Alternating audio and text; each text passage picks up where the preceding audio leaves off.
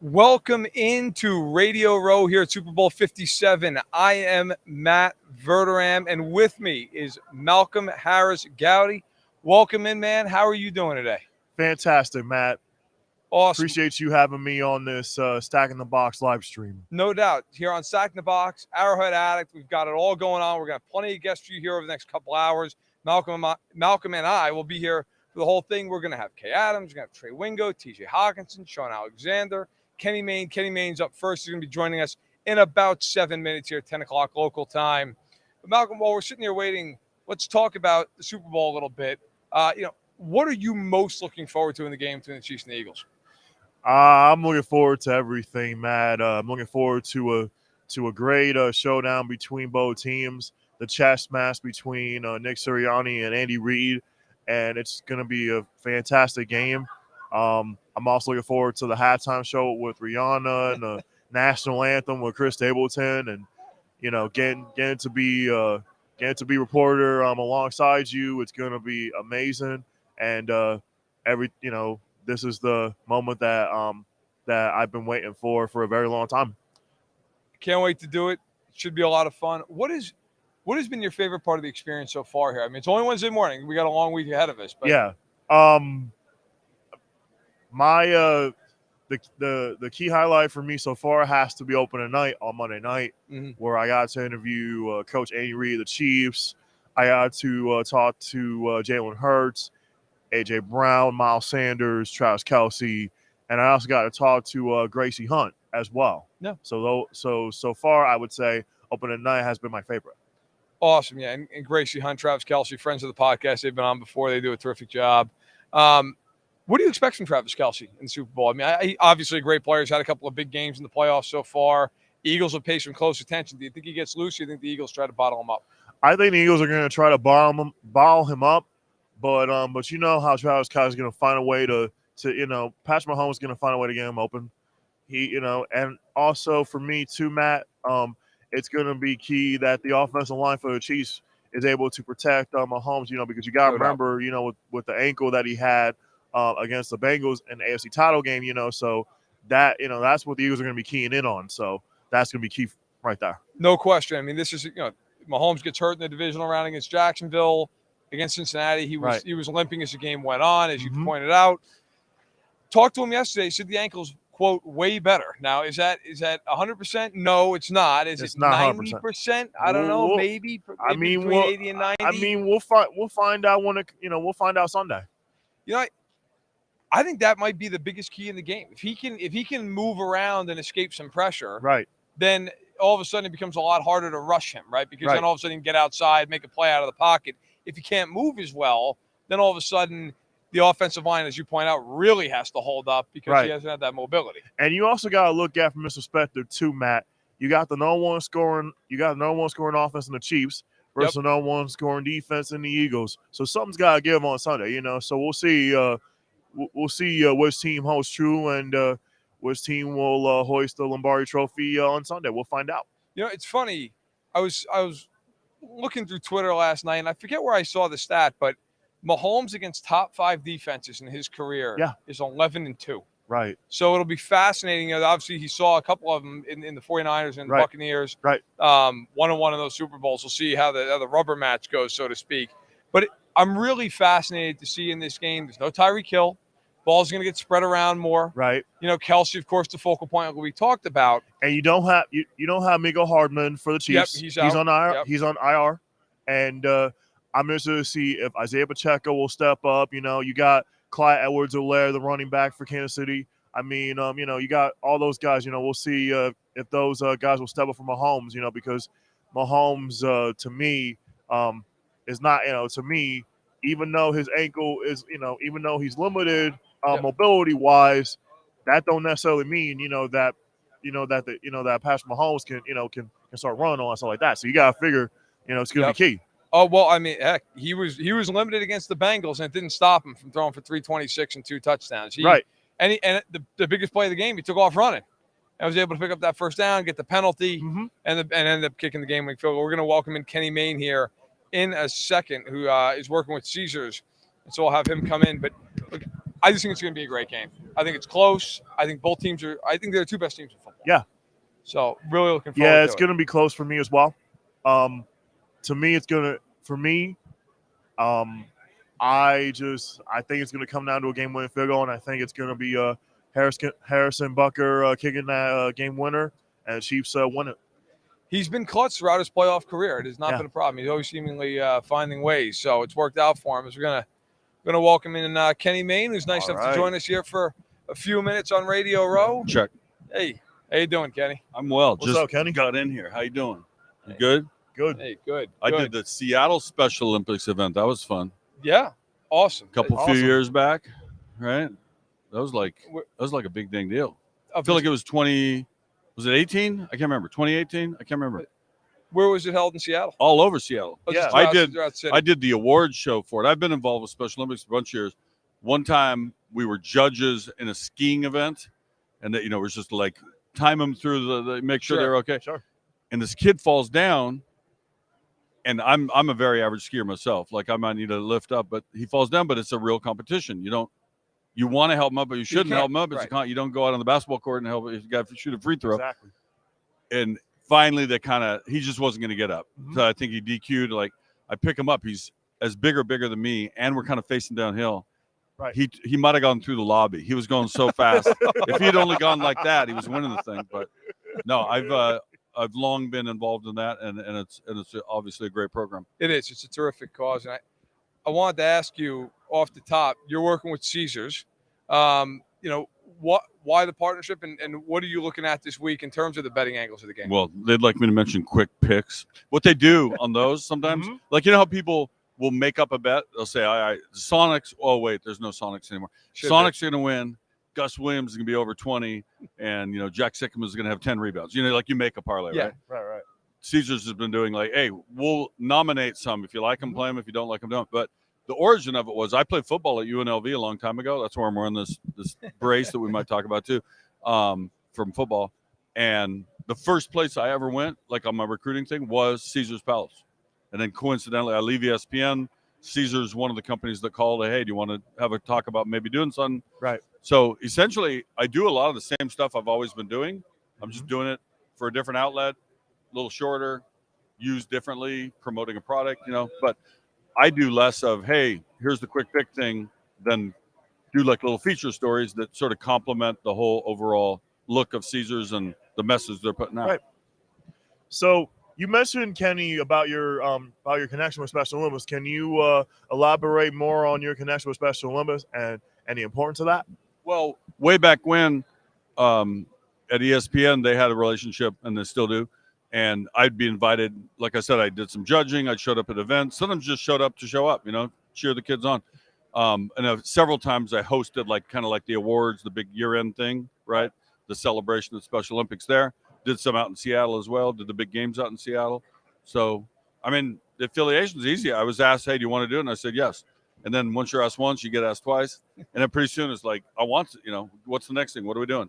So it's not like I'm actively daily, right? But it's more like, hey, something comes up. Can you help out? Can you be there? And it's always been fun. It's been, 30 years of it or 25 years of it. Now, I wanted to ask you, because you were at ESPN for a very long time. You were involved in some of the This Is Sports Center commercials. Of all those commercials, either that you were in or maybe even the ones you weren't, what's your favorite one? What's the one that's most memorable to you? That's so hard. I when I get asked this, I usually end up naming like 7, but just one. Yeah. Well, there's a tie. Stuart Scott in both with me, or me with him. Remember when Kobe and Keyshawn were rookies, and we did this bit about, we called it rookie camp, and we were going to toughen them up. Right. Here's how you got to handle the media. You got to be more assertive, et cetera. And we're like yelling at these guys. It was all like a play. But the only thing I didn't like is I was wearing like mom jeans and a tucked in shirt. Like, what was I doing? Like, I think I was trying to conform, and I hate tucking in my shirt. But I think for that is like, all right, I should look like and I looked worse. The other one, me and Stuart on a basketball court, kind of not a borderline Special Olympics note. They called it what they call a big buddy program. It was like us with kids in the community, giving back to the town. Right. And then Stuart and I become jerks immediately and steal the ball from the kids. And sort of like the Peyton Manning, remember the SNL? Yeah. But we did ours right. first, just so you know. What's the best piece of advice you ever received, Kenny? Share a little bit on that. Got a good one. I played junior college football before I went to UNLV, and my coach, Sandy Cooprider, he knew a bunch of us thought we were better than where we were, right? Like I wanted to go to D1. Other people had whatever their ambitions were, but none of us, or few of us, thought we were where we were where we should be, right? Right. But he sensed that, and by the way, I love the whole community college and playing JC football. It gave me a chance to grow and get bigger and get ready for something else. And at the same time, you're kind of jealous of, man, why am I playing here and not playing there, right? That was the point. So his note was, whatever you're doing, make it your big time. Like so what if you think you're better? You're here. Don't you're not elsewhere. You're here. And he, kind of slapped us in the face a little bit, like wake up and enjoy what you're doing and work hard at what you're doing, and whatever you're doing, make it the best thing it can be in that moment. My mom and dad always said the same thing. If whatever your job is, I used to be a garbage man. Like, be a good garbage man. Do what that was a summer job. But and the other one comes from Nick Zito, a horse race trainer. Yeah. He was at the Belmont, and he had never won the Belmont to this point. Right. And he'd always run second, like 7, 8, 9 times. And he was kind of getting grilled, like, how disappointing is that? He's like, well, second's pretty good, like, it's better than third. And he said, here's the thing, you can't even lose if you don't enter. Yeah. And it's just like a really cool way to look at things. Like, put yourself out there, be willing to fail. Of advice I always give, like, don't have pride about it. Like, you're trying for a job and you don't get it, then try for another one, or go back to the first one and explain, here's how I've improved, or whatever your marketing of yourself is. So kind of like, just keep trying, be doing something. You a big horse racing guy? I grew up at a track called Long Acres, which was south of Seattle, built in the 30s, just like Santa Anita, kind of had that same feel. You could see Mount Rainier in the distance. Gary Stevens kind of made his name there, and then he moved down to California and really did it. So for you, 73 Belmont, Secretariat, 31 Lions. Is that the greatest athletic performance of all time? Because there's always a debate of like, well, it's a horse, it's not a baseball player, it's not a football player. Where do you stand on that? I include Secretariat in that argument. Whether it's the first one or not, I think it should count. Absolutely. Like, it was, and you can count all of it. The jockey, the trainer, the athletic achievement was man and beast, and I'm old enough to remember it pretty well. Like, it was so bizarre. Like, as he just kept pulling and pulling away. I have a really cool photo of that at home, but it's not the shot that you think. It's a tight shot. Right. Oh, really? It's just, there it is at the wire. It's seen in a different way because we're all so used to hearing the call. He's moving like a tremendous machine. Yeah. So you've been part of sports media for a long time, Kenny. So I would love to ask you, did you have a favorite sports personality growing up?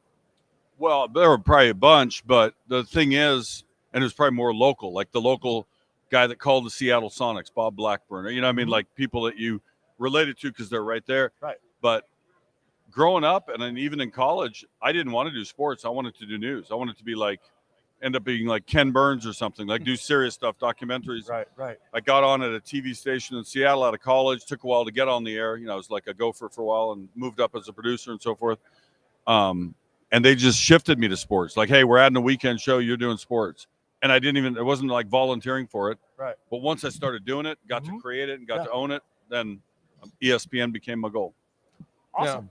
Yeah. You mentioned at the top, you got a brace on the right leg. I know some people can't see maybe on the camera, but what's going on? Was it an athletic injury, or was it like you fell out of bed and went down? No. It wasn't all that heroic, but it was football. It was last play of a game at Oregon, my junior year of college. I had a fracture dislocation.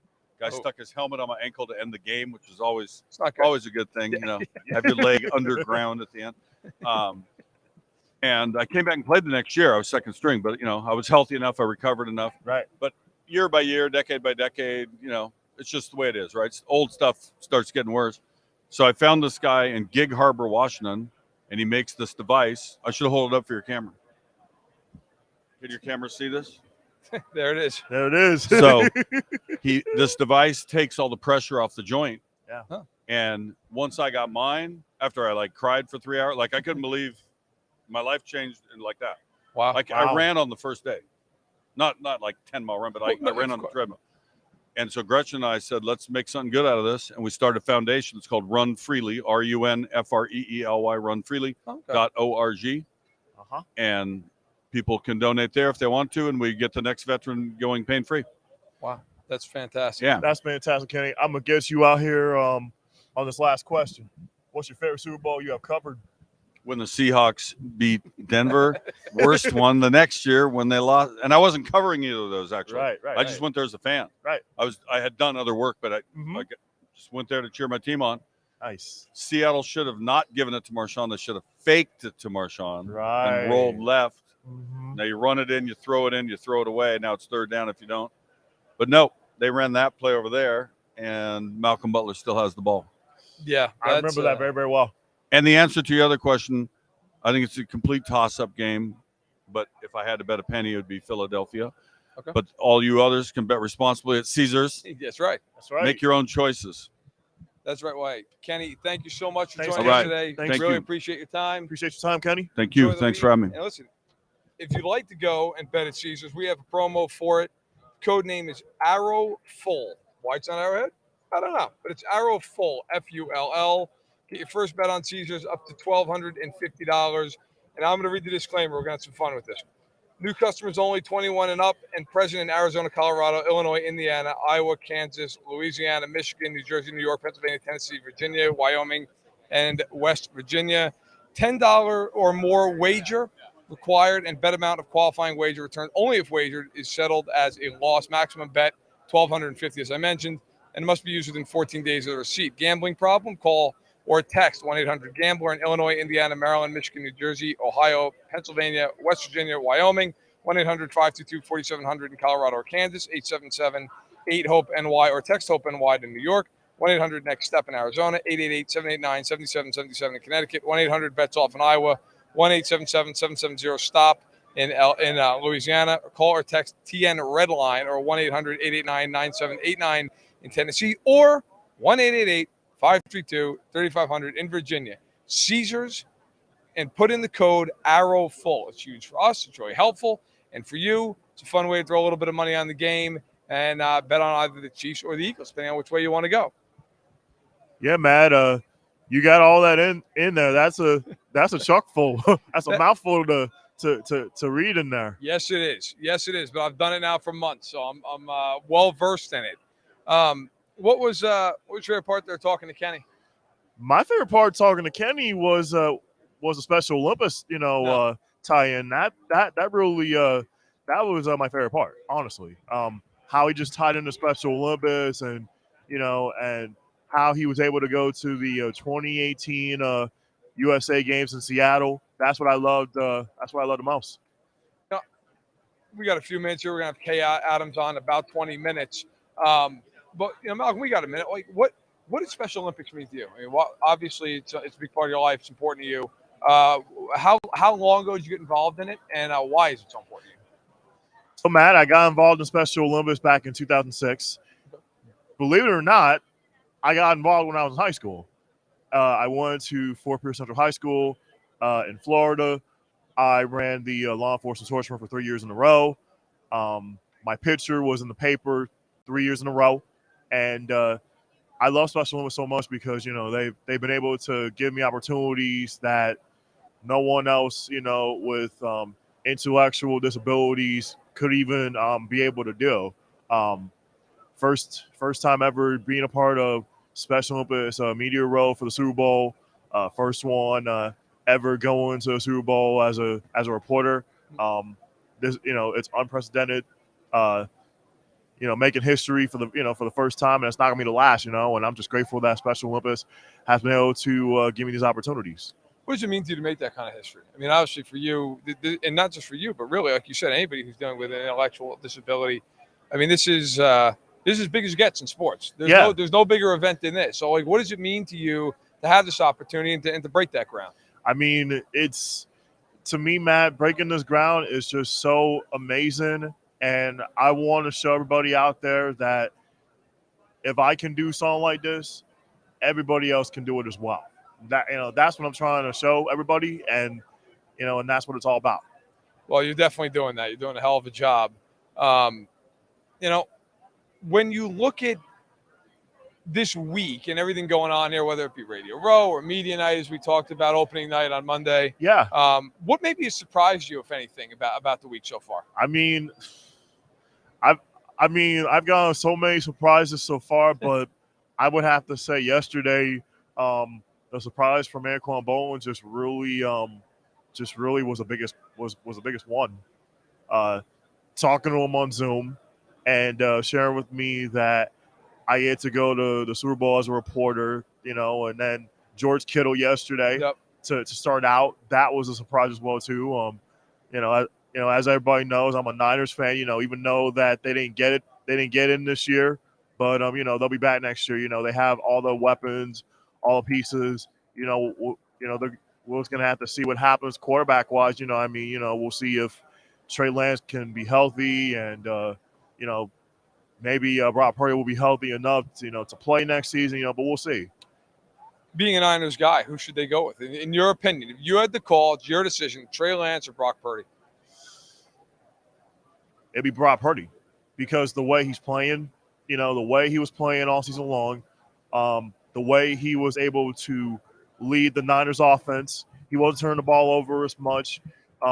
He stayed cool, calm, collected, didn't really make a lot of mistakes, was able to manage the game like Kyle Shanahan would want him to do. And if it was me, I would go with Brock Purdy. I'm with you. I mean, I think he's shown he obviously can win games. Yeah. I mean, that's not he won a playoff game. Right. Beat a good Cowboys team. Right. And I think if you're Trey Lance, look, I'm not saying Trey Lance doesn't have a lot of potential. He certainly does. He's third overall pick. But if I'm the 49ers, I'm saying, look, we know a guy who can win. Right. We have that guy. I'm with you. You have the ingredients to win, and for me, you got to be able to have that quarterback that knows that West Coast offense that Kyle Shanahan has so well. So you got to be able to just, you just got to be able to know that offense, know the tutelage of it. Yep. Know the terminology, the playbook, the audibles, the things like that. When you're at the line of scrimmage, you have to be able to see what the defense is trying to do and just read and react to what the defense is trying to do. Yeah, no, for sure. I agree with you. I agree with you 100%. Hey, we're gonna add a guest there. We're gonna have CeeDee Lamb of the Dallas Cowboys from Old Spice. All right, that's gonna be great to have him on momentarily. So that'll be good, and then we'll have Kay Adams coming out. So we have a book slate to put it mildly. Absolutely. But that's great. We're happy to have CeeDee come on. One of the best receivers in the league right now. Oh, absolutely. So, for you now, when did you get into town? When did you get into Arizona? We got in Monday. Monday. Okay. Yeah, Monday. We got in Monday morning at 11:47 local. Flew out of Orlando to Houston, and then from Houston to Arizona. The flight was smooth. Going to Orlando to Houston, but the TSA from Orlando International took about 28 minutes usually. So like going through security and you know how Mondays are, like a travel day and things of that nature. So everybody's traveling, you have to go through the TSA. You know how that goes, Matt, when you're flying into different cities around the country and all that jazz, So the flight was smooth and it was a lot of fun. Well, good. I'm glad that the flight was good. You never know with that. Sometimes it's okay, and sometimes it's a real process to make it happen. Give or take. Hey, we're gonna welcome in CeeDee Lamb here, the Dallas Cowboys, right now. How you doing? Welcome in. Appreciate you. I'm good. How are you? Good, CeeDee. What's happening? Nothing much, man. Early morning, getting it in. So, appreciate you taking the time with us. Of course. Appreciate you guys having me. So we got CeeDee joining us here, obviously with Old Spice swagger as it is. Why don't you tell us a little bit about what you're repping and why you're repping it? Old Spice is really to save a lot of guys. I'm gonna keep it short and sweet. But of course, a lot of people will tell you when you got something in your hair, you got something in your teeth. Mm-hmm. They never really tell you when you smell bad. So. And that's where Old Spice come in. They do a great job of just, canceling out all those situations. You can really just focus on, the main thing. And the Old Spice swagger 24/7, long-lasting deodorant, it's helped me out a lot. So I know it can help a lot of other people. So it's important to stay fresh. Absolutely. Yeah. So as a wide receiver, what's your training regimen like during the season and also in the off season? During the season, I focus more on core and legs, and as I do on the off season as well.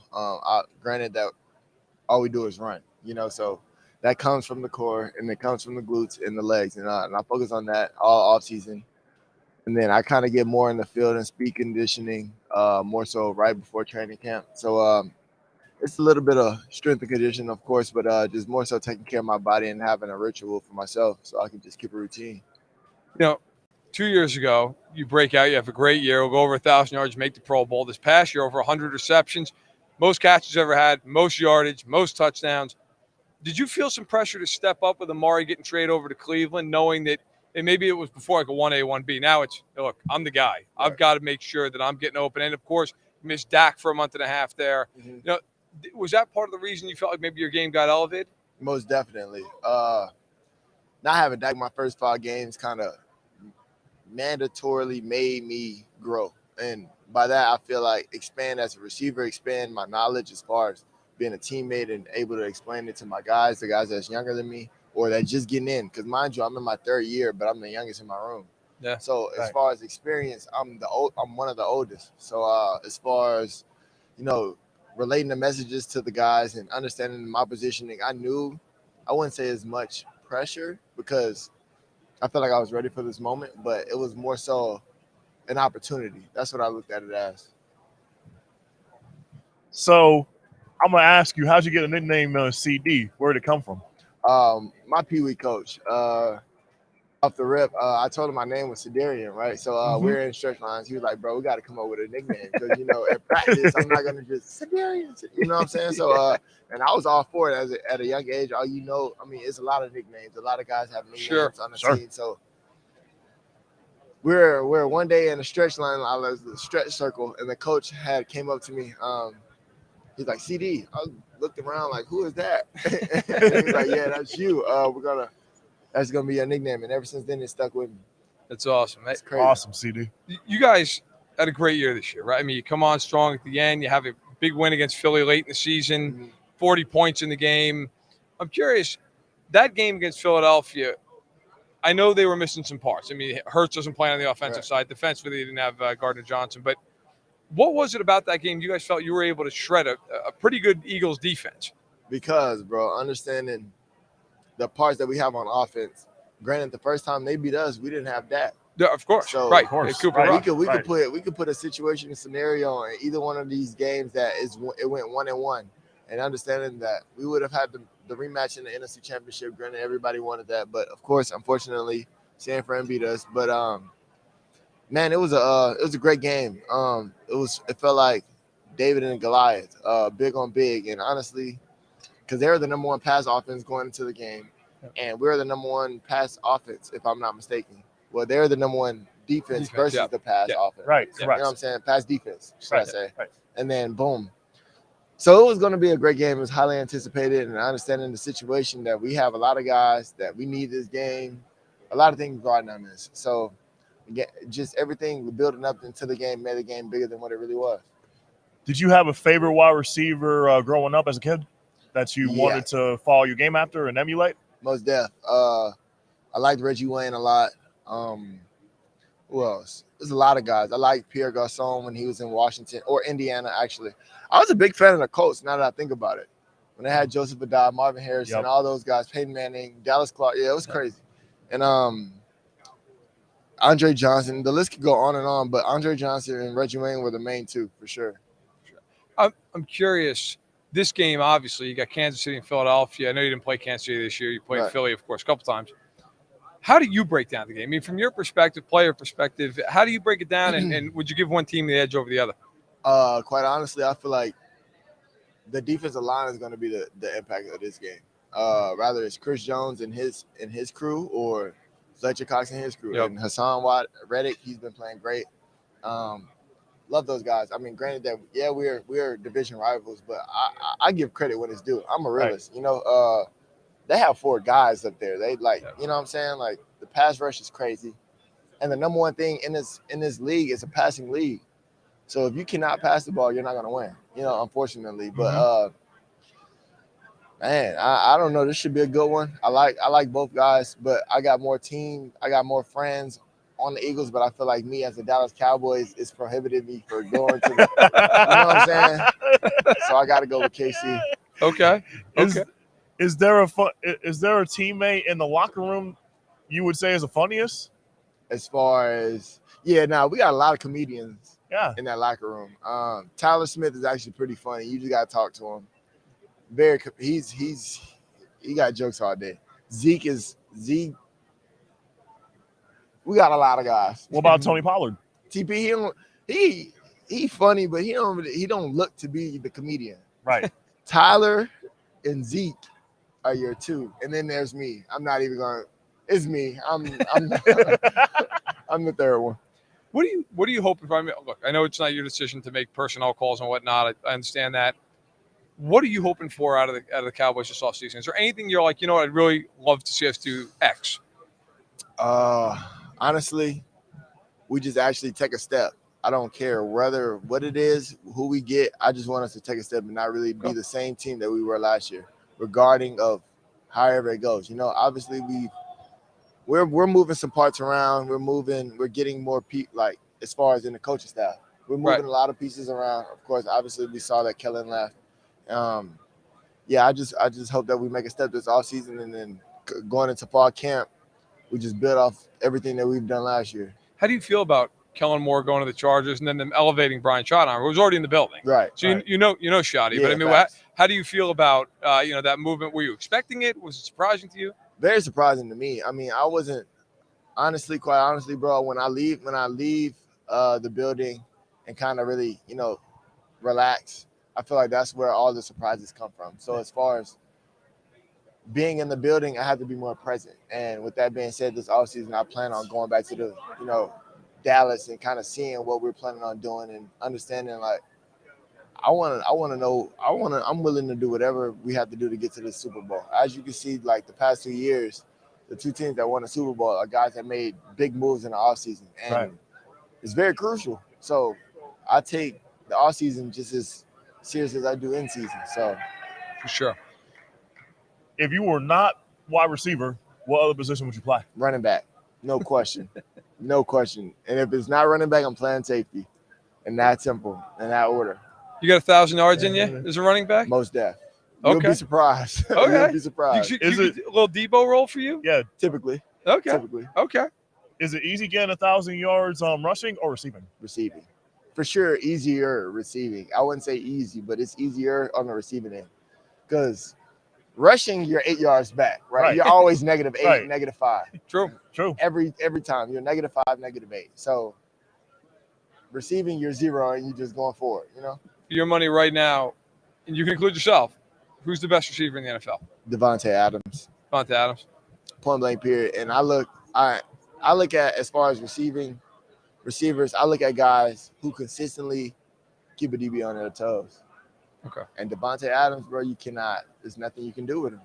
Yeah, his back shoulder fades are crazy. Ridiculous. I'm going to get you out on this, CD.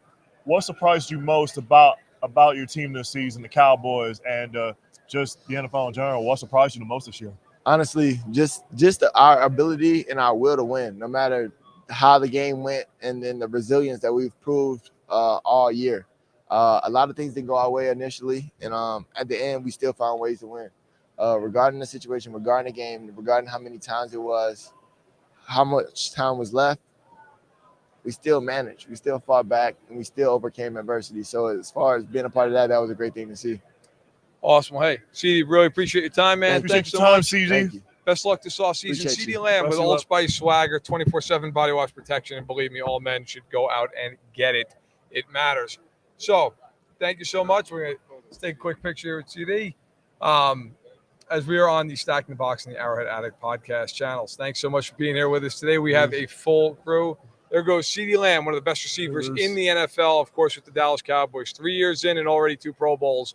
Not half bad. Most people would sign up for that kind of career to this point in general. And, we got Kay Adams on deck. Yeah, Kay Adams is coming on momentarily. So this is a full show. Hopefully everybody out there is enjoying it. I know we are, as we roll into about 9:30 here Mountain Time in Arizona. And I thought, CeeDee gave good answers. Really Yeah, he upfront, did. really honest. He did. So, look, I am very curious to see how Dallas is next year, because Dallas is a team that was right there against the Niners. Right. Game could have gone either way. Right. And if they played the Eagles, could have been a really interesting game. Exactly, man. And for me, I'm interested to see how Dak Prescott improves as a quarterback, because you got to remember, Dak Prescott led the league this year in interceptions. Yeah, and he missed a month. Right. So I'm interested to see what happens with Dak Prescott. No doubt. And if he's able to limit the turnovers. No doubt. If he can cut those down, maybe even by 5 picks. Right. Right. That changes everything. I mean, exactly. That could be a couple of games that swing the other way.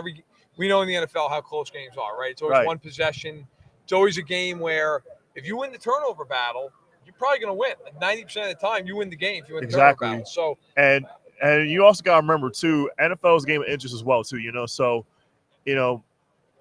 any mistake is magnified. When it's a regular season game and the playoffs, because you can't make those mistakes in the postseason and expect to win. And advance. So it's a win and advance type of thing. It's like you said, if you win the turnover battle, you'll be good. Probably win the game. And we saw against San Francisco, Prescott throws a couple picks. Right. That was largely the difference. Right. If Prescott didn't throw those interceptions in that game against San Fran, the Cowboys would be here right now. Yeah, and who knows, right? I mean, you don't know.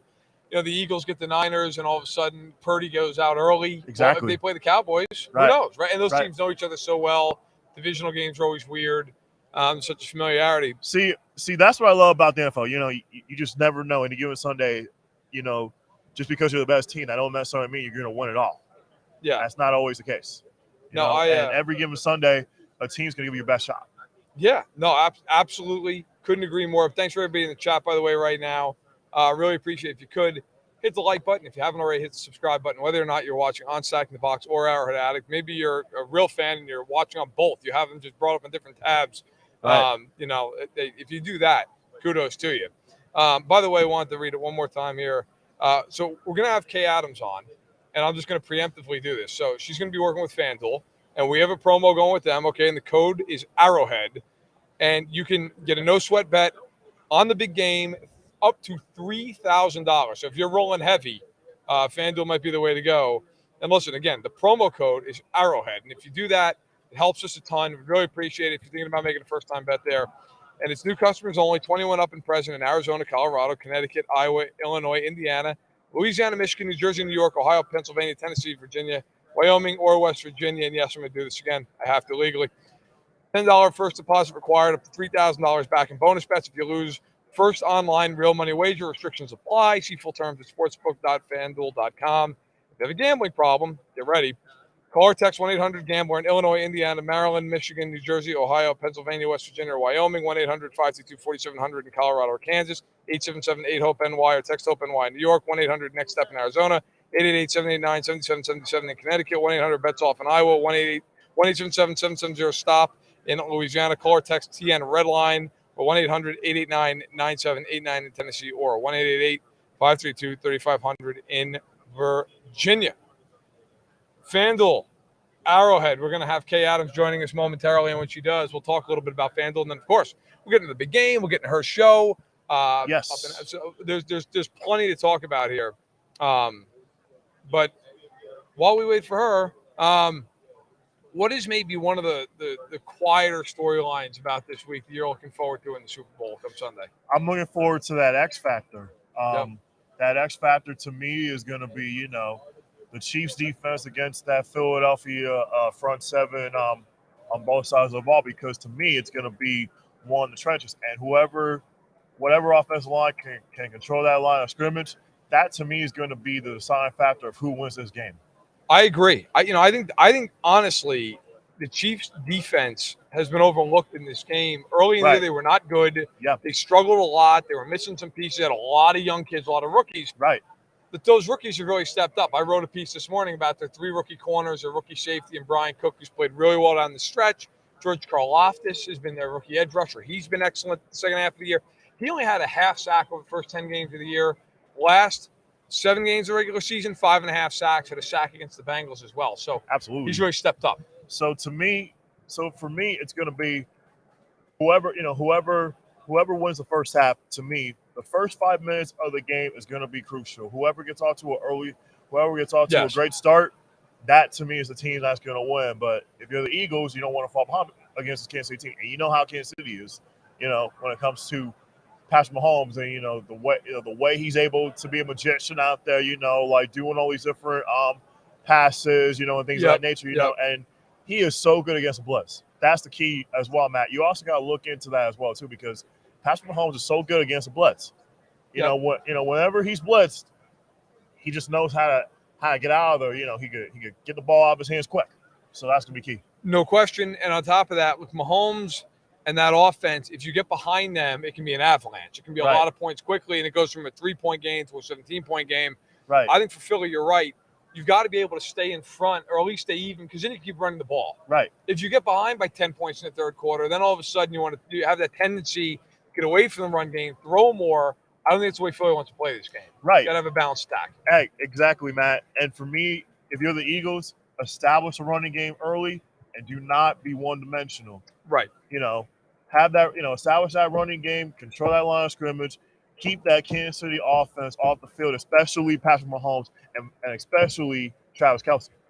Yeah, look, it's going to be interesting. Everybody talks every week about taking away Kelce, right? That's always the thing. Like, we got a double Kelce, and then they play the game, and nobody can ever take him away. And I think a lot of that is they move him around. I asked some Eagles players about that this week. They said, well, A, he's great, and B, they move him around all over the offense. So it's hard to get a beat on. You don't know where he's going to line up every play. It's hard to kind of shift your coverage in the moment. I find it really interesting. I mean, obviously the Kelce brothers, that's been a big storyline. I'm curious to see how the Eagles try to take away the best tight end in the NFL. If you're the Eagles, would you try to play man-to-man, bump and run on Kelce, or would you try a zone defense? So I would probably try to be physical with them at the line of scrimmage. Right. And then maybe at that point you release and they play a lot of zone. So if I'm them, maybe I would bring up a linebacker, chuck him at the line, and then drop into my zone coverage and hope that that's enough to disrupt them. Now, that also is going to be heavily reliant on you've got to be able to get home. Right. I mean, look, this game, and we've talked about it, CeeDee talked about it as well, this game's about the defensive lines. Yeah. If Philly can get home, they can cause a big problem. And if they can't, yikes. Right, and look at it this way. The Eagles had like over 70 sacks all season long. Right. They had 70 sacks all season long. I watched the Eagles all season long, and the way they play defensively, if they just, if that front seven with the Dominican Sue they have, James Bradbury, those guys, C.J. Gardner-Johnson, they get it done, look out. I mean, the Eagles can surprise you. Yeah, Kay Adams is trying to intimidate me from outside the screen. Hi, guys. What's going on? What's okay? We are we're living all right. How are you doing? Good. You're such a professional that you wouldn't even look over at me, and I was doing a little dance over there. Well, listen, that's why they pay me the big bucks. All right, I'm very excited. I like these mic flaps. We love the Special Olympics, and I will be back whenever you're ready for me. All right. Well, I think that's now. So yeah, we're ready for you now. Yeah. So well then, hello, gentlemen. Hi, guys. Okay. How it's are so you? nice to meet you. Pleasure. What's going on? It's amazing. Getting to do all these interviews with Fanside. It's been really, really cool. Yeah, Fansided is amazing. I'm a big Matt fan. Matt and I, cheers, know each other. How's it going so far? Today's, I feel like, has really picked up. Yeah, a lot more people here. I feel like I've met you 10 times, but in reality, it's the first time I've actually ever met you in person. Yeah, We're it's still the first time I met you in person. It's like it's that how Twitter long, world. How long have you and Matt known each other? On Twitter years, probably. Years. Yeah, and then we got to do one interview together, which was really, really fun. And now we're here, and that's honestly the best part about Super Bowl. You're here, and these players that you've gawked over, watched these great. I just saw CeeDee Lamb. I've never met CeeDee Lamb in person. They just sat down with us. I've only interviewed him, and I'm like, CeeDee, your energy is so great. Absolutely. He's got such a mature, collected energy, and he used to be really nervous. He used to be a little more low key earlier in his career. Now he's a 2-time All-Pro, and he's amazing. So that's what Super Bowl is all about. And Fansided, I'll be honest, I use Fansided all the time. Matt knows this. I'm always, it's hard to cover all 32 teams. So to get to a place where it's good, sizable information, and for the fans, which I am, it's awesome. So I love the work you guys do. Well, I appreciate it. I want to ask you, you're here on behalf of FanDuel, and of course your show Up and Adam, which is terrific. First of all, how crazy has it been for you this week? And second of all, if you would, talk a little bit about FanDuel and what you're doing. It's very fun because this is my first Super Bowl, and I've done 10. So it's my 10th Super Bowl, but my first with this venture and my own show. and it's insane. And a startup is, no matter what anybody says, it is nuts. It is so fun, up and down, and you're grinding, and I'm booking people, and I'm meeting marketing people I would never even know, and I'm bothering people at 2 a.m. about, like, we want to see your guy. Can we get Saquon Barkley, please? Can we get Saquon Barkley? So it's a lot of negotiating, but that is what I love more than anything. Okay. And I love a startup, so it's really fun. I'm basically a warm-up act for Pat McAfee, who's up there right now being boisterous. So I'm just getting everything going. You know, the lights are falling, the mics are getting cut. I can't hear anything, but I'm just getting it ready for the king to take over at 10 a.m. I mean, Kay, I'm just in awe of what you've been able to do. I mean, you show up in Adams, it's just amazing. You know what you're doing for FanDuel. I mean, like you said, this is your 10th Super Bowl that you have covered. I mean, talk a little bit about the Super, your favorite Super Bowl that you've covered. I'll say this. My first one was the most insane because it's a lot. It really is a lot. And I have a young production staff who I love. Marissa Hamilton's been with me for a long time, but it's a grind, and it only gets crazier all week. So I remember my very first Super Bowl, I was sent, it was the Niners Ravens, it was the Harbaugh Bowl. Yep. Beyonce, the lights, that whole New thing. Orleans, yep. And New I remember Orleans. I was working for NBC at the time, and my all week, all I did was go to those early morning media availabilities with the players. And my job was to ask guys like Jacoby Jones and Alex Smith, and what's your favorite Beyonce song? Will you sing it? And that's and there's people like, incredible journalists and broadcasters wanting to ask real questions. And that was mine. And I'm getting elbowed out of the way.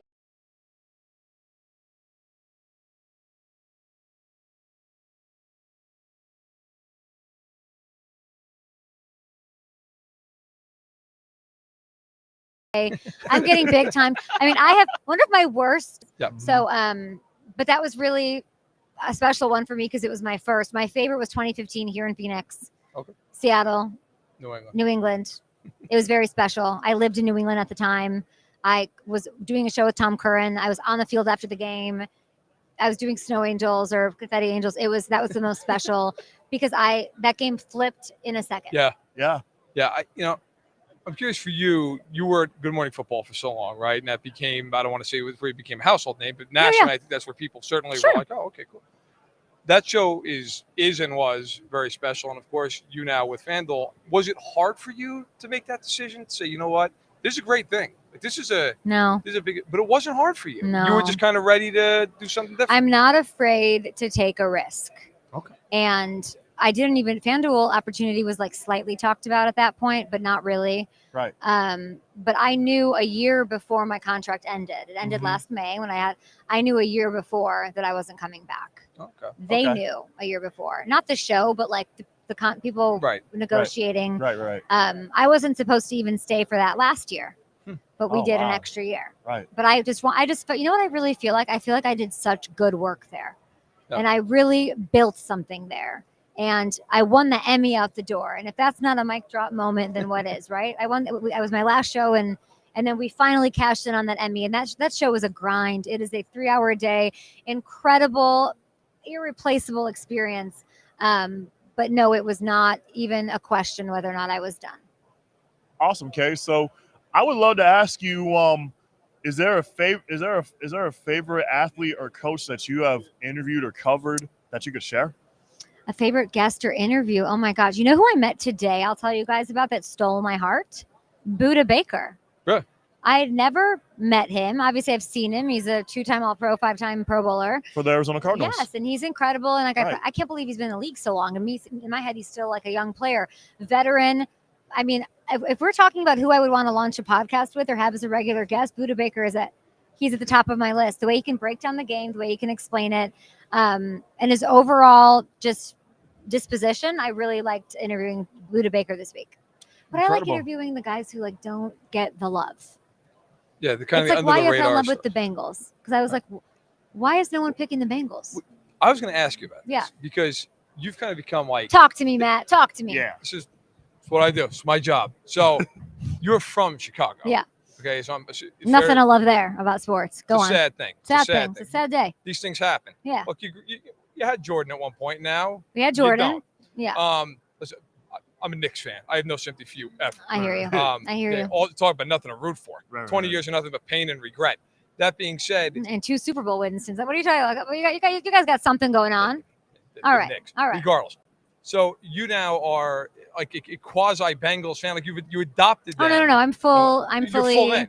Yes. You're all in on So the what Bengals. I've been made you- reborn, what made you baptized take the as leap? a Bengals 'Cause fan. What made you take the leap into Bengals fandom? I'll tell you how it happened. I'll tell you exactly. With Hamilton as my witness, we were doing a segment and on Good Morning Football, and the guys were picking their preseason division winners. Okay. And Right. no one picked the Bengals. No one was talking about the Bengals, and I'm like, why? Just why? Why not? They have Joe Burrow. He's healthy. Why? This is before last season started, and I said, and I was just that kind of stuff. It's why I like the Saints. It's why I like the Chargers. Like, why aren't you talking about these good things that might happen? And then all of a sudden, it started picking up steam. And Joe Burrow is Joe Burrow. He's easy to love that and be a fan of and all of that. So that's fine. But then I rode the steam, and it was all I was saying was giving them national love, which they never get. And That's then true. I fell in love True. with the fan base for this reason. They're not entitled. This year's a little different. This year changed. Yeah, Listen, this year changed. And, something. and That if Bills you watch game, Up and Adams, I was like, I don't like everything this. changed for I that don't Bills like this. I don't like this. But it wasn't so much the play. I mean, Joe Burrow doesn't. They're not saying Sure. that kind of stuff. It's whatever. So, but I will say it was the fan base being so just fun. Like, we are appreciative of the moment. Like Titans fans, we're like, why don't you talk about us? Love you, Titans fans, but you do. This year you didn't. There's a reason I don't This talk year about. they Yeah. didn't Of because quarterback. they were like, we have no reason for you to talk about us. Right. Right. So the Bengals, I just fell in love with like the fun ride of appreciating the moment, because I personally find it hard to enjoy the moment when I'm in it and that presence, and they really did that last year. Fair enough. Fair enough. Is there a sports broadcaster that you love to watch and you try to emulate their style? No, I wouldn't say I try to emulate. No one can be as I don't know.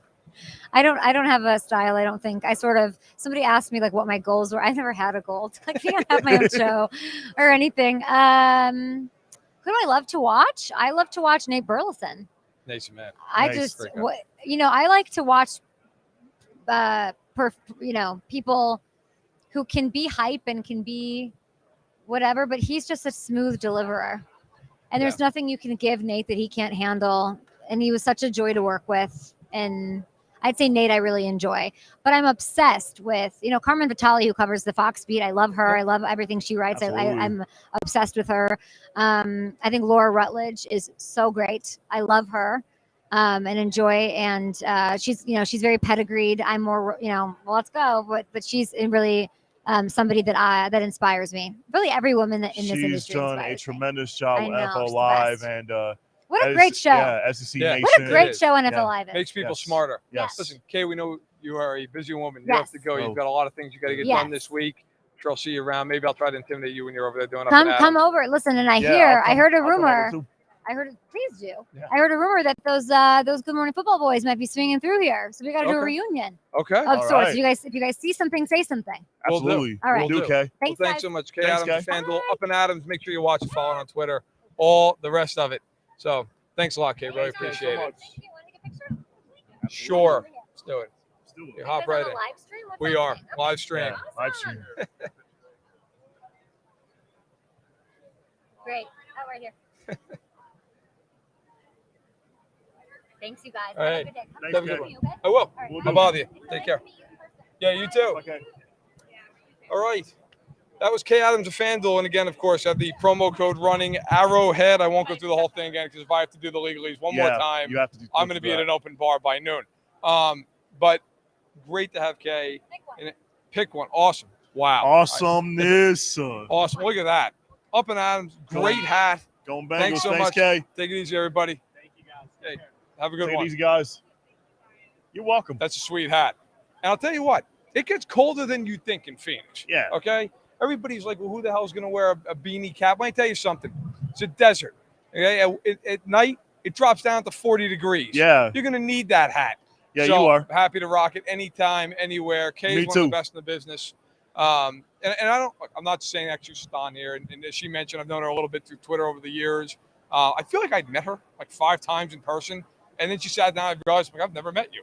I've talked to her so many times over the years, just whether it be on Twitter or in a message or whatnot. Right. She is so hardworking. She does a great job. She's so knowledgeable. And she's also so nice, which I will tell you. Yeah. that's a hit or miss thing in this industry. Like when you get to a certain point, certainly she's there. Kay has done A+ work. So we thank her for coming over and stopping by. And now, look, so you got the orange and black hat. Very nice. Got the Very Bengals. Nice. There you get the Bengals. She repping the Bengals. You know, she is. She is. I went old school. I went the green and white. I said, you know what? I do the Chiefs podcast. If I have a Bengals colored hat, they're gonna kill me. So, but hey, it's a nice looking hat. Hey, they won't kill me at least, you know. No, so no, you don't have to worry about that. Right. I do. I have to consider that. Right. You're in. So let me make sure we have a super chat I want to make sure I get into here from Mike in Sweden. And Mike, thanks so much, man. Super generous. And Mike's asking, who and what do you think will be the X factor? And do you think that a win will restart the dynasty talk and cement Patrick Mahomes as the best to ever play the position? So I'll start with you, Malcolm, then I'll answer the question as well. What do you think should be the X factor in the game?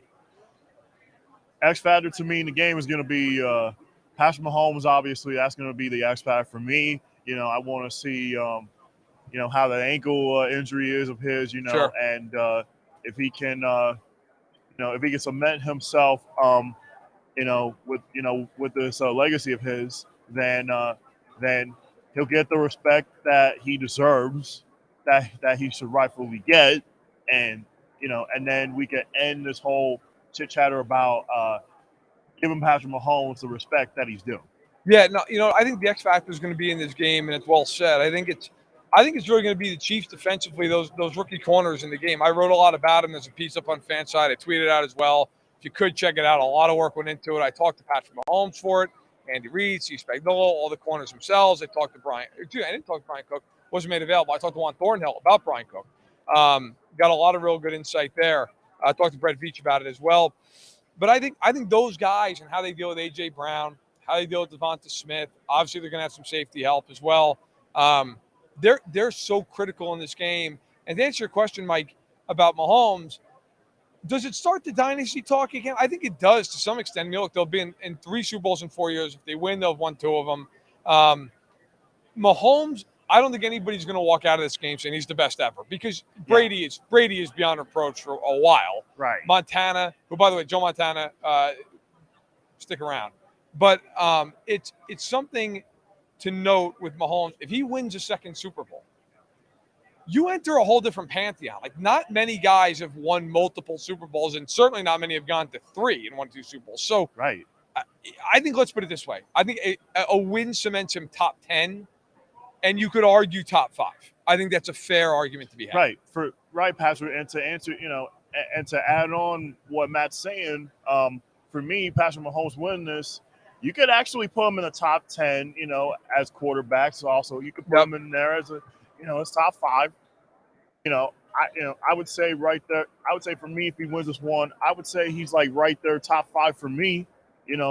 As a quarterback, the way he's able to dissect defenses, the way he's able to blitz, the blitzes, he's just able to be a magician. It's just unbelievable. So that would be my answer to your question there, Mike. No, I think it's look, Mahomes is somebody who at this point, I don't think anybody argues he's the best quarterback in the game today. We had that weird quasi argument about it with Burrow for a week, and then the Chiefs won the game. Right.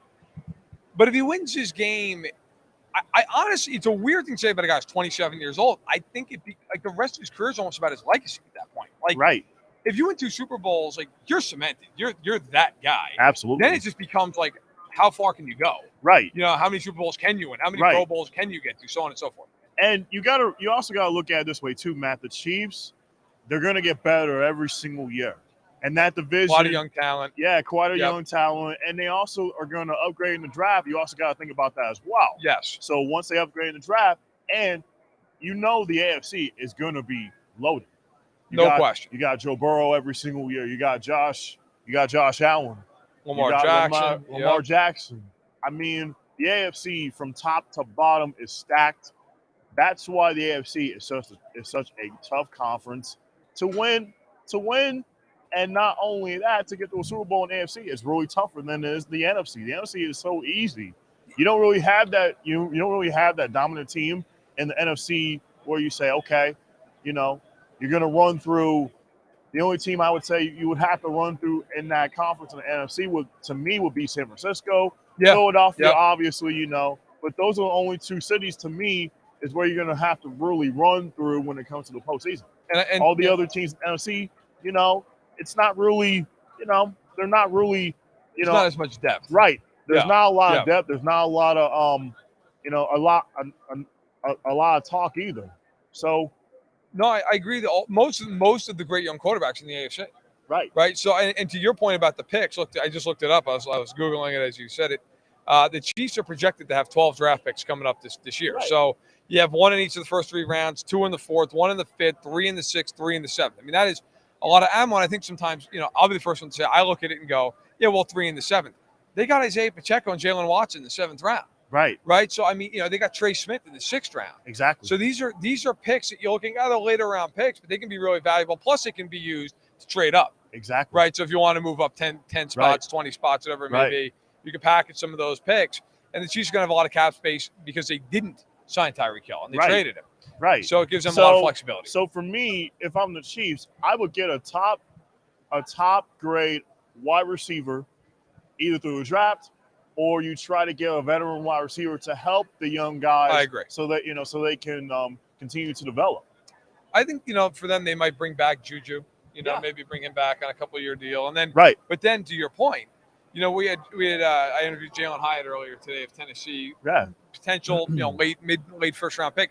He'd be a guy, if he's there for the Chiefs, if he slips a little bit, he'd be perfect. Yeah. Right, you bring him in, you put him on the outside. He's an extra receiver. He's got a ton of speed. He told me in an interview that we did earlier that'll be up on Stack the Box later. He's hoping to run a 4.29 at the combine. Let me tell you something. He runs a 4.29. Kansas City's not picking him, okay, Right. because he's not going to get there. But Right. he at that size and whatnot, a 4.29, you're moving if you're sub 4.3. If you were part of the Chiefs brass, Yes. and you had all those picks, who would you go after first? You know, I think it depends on the board, but, you know, I look at either edge rush, receive, because they might lose Frank Clark and Carlos Dunlap this offseason. So Right. edge rush, receiver, Mhm. or maybe a right tackle. Right. I think those are the 3, and whoever's highest on my board at that point is probably the route I'm going. I don't think one of them is so much more important than the other. You know, I mean, obviously, look, they're here, right? They're here for a reason. Exactly. But that's probably where I would land on that and say, give me those 3 positions, and then whatever's happening at that time, that's how I'd go. But I think those are the top 3 needs for the Chiefs. You know, going into free agency, and of course, they might even fill a couple of those before we Right. get to the draft. They may fill a couple of those positions, like you mentioned, Matt. I mean, edge rush is going to be huge. You know, like if they could get No question. an edge rush from the draft, and you got to remember the NFL draft is in their backyard in Kansas City. Yes, in KC, first time draft's ever been held there. Right. So that'll be a lot of fun. We'll be there. I'm looking forward to eating enough barbecue. It'll last me a lifetime. Yeah. Um, You'll be having a lot of barbecue baby back ribs Oh, in yeah. the in Kansas City. I'll have enough salt in me at that point. Right. I feel like the Michelin man, but that's all right. I feel like that anyway. I look like that anyway. So look, we're going to be joined by Trey Wingo here in about 5 minutes or so. He's going to be coming on, joining us. Can't wait to have him. Trey's one of the best in the business. Also one of the nicest guys you could ever meet. Absolutely. And then we'll go from there. We'll have Shaun Alexander, former NFL MVP, running back to Seattle Seahawks. We'll also have TJ Hockenson as well. That's right. And we can talk to him about a rare mid-season in-division trade. Yeah. When he goes from the Lions to the Vikings. Yeah. You don't see that very often, the guy getting traded in division, especially a good player. Right. You like you said, Matt, you rarely see something like that. You know, it's rare. But when he hops on with us, we'll mention that as well. Yeah, can't wait. So we're gonna have those 3 guys coming up here in the last hour of our 2-hour stream. And then, by the way, at 1 o'clock local time, 2 o'clock Central, 3 Eastern, we'll be back. I'll be back with Patrick Allen for another stream on Arrowhead Addict, a couple hours. And then at that point, I see a lot of people like, hey, Verderame, where's the Mountain Dew? Believe me, for the second stream, it's going to be a case. Okay, I never drink soda. I'm not a soda guy, but I am this week because up in the media workroom, they're trying to truly kill us all. There's no water. It's like Diet Pepsi, Mountain Dew, Diet Mountain Dew. So I'm going Diet Mountain Dew. I don't care the aspartame. Take me away, God. Or Gatorade, for example. They'll have Gatorade. Yeah, the occasional Gatorade. Gatorade here and there. That's water. True. Yeah, water's been a hard commodity to find. I've been looking for water, and Right. I like love you. Look for it in all the wrong places. listen, thank you so much. Everybody who's here, if you haven't already subscribed to it, whether it be Arrowhead Addict or Stacking the Box, please go ahead and do that. It would be really appreciated. We here at Fanside are thrilled to be partnering with the Special Olympics for this week of coverage. Malcolm and I will be here all week long. We're also going to be covering the Super Bowl together in Glendale at State Farm Stadium on Sunday. Can't wait to do it. Cannot wait. It's been a lot of fun so far. It's been groundbreaking. It's been a ton of fun. It's unprecedented history in the making. Please subscribe. If you haven't, to Stacking the Box live stream or Arrowhead Addiction. So it's been great. It's been great to be doing this, and it feels like the amount of guests, as Kay was pointing out, people are picking up. They're everywhere, which is typical. A lot of times on Radio Row, this is my 5th time being here. Mondays and Tuesdays, a little quieter. People start rolling in Wednesday because now they're rolling in for the weekend as well. Right. So you get a lot more foot traffic. The NFL Experience is open for the first time today for fans. Yep. The shop is open. Patrick Allen can tell you a little bit about that. Man got a sweatshirt, had to take out a loan. But it is what it is. If I'm taking out a loan this week, it's going to be for like a whiskey sour. Looks like Trey Wingo is joining us here. Is about to approach here. So appreciate Trey giving us a few minutes here. Hey guys, how are you? Awesome. Good. How are you? Very well, very well. Good to be with you guys. So awesome. When Thanks for having us. when did you get in? I got in Sunday night. So I've been here all week, and I'll be here until after the game. So looking forward to it. Where did you fly out of? I flew out of Maui, Hawaii. Hawaii, wow. Yeah. How long of a flight was it from for you from Hawaii to here? About 6 hours. So it was one of those overnighters. So came rested and ready. Not really at all. Yeah. Awesome, Trey. Yeah. Thanks for hopping on with the Stacking the Box with me and Matt. Absolutely. So you're working with Caesars Yep. this week. If you would, Trey, tell us why you're working with Caesars and what you got going on. Well, they gave me a fancy title, Chief Trends Officer and Brand Ambassador. Basically, they asked me to help people understand why the odds are the way they are. I don't set the odds. There are people way smarter than me to do all of that. I feel like what I do now is sort of the same thing I always did when I was at ESPN hosting NFL Live. I use the information to explain to people why things happen the way they do. For example, the Chiefs are in their 3rd Super Bowl in 4 years, and they're underdogs to the Eagles. Why are they underdogs to the Eagles? Well, because they've had a lot of injuries over the last couple of weeks. Yep. There's still some concerns about Mahomes' ankle. They lost 3 wide receivers in the AFC Championship game. Yeah. And the Niners sort of gave the game to the Eagles, and the Eagles didn't have to do much to win, and they are relatively healthy. Now, I would argue that Jalen Hurts' shoulder to me is more of a concern than Patrick Mahomes' ankle, but that's why right now the line is where it is. It started at 2.5 in favor of the Eagles, and once the Chiefs got a little healthier, that line dropped a little bit because I think people are thinking the Chiefs might be a little better than they thought coming out of the AFC Championship game. So, Trey, I mean, who was your X factor that you're looking at Sunday for the game? Who would you say would be your X factor besides the 2 quarterbacks, Mahomes and Hurts?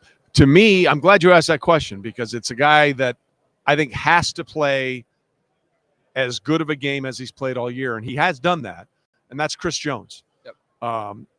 He's a finalist for the Defensive Player of the Year, deservedly so.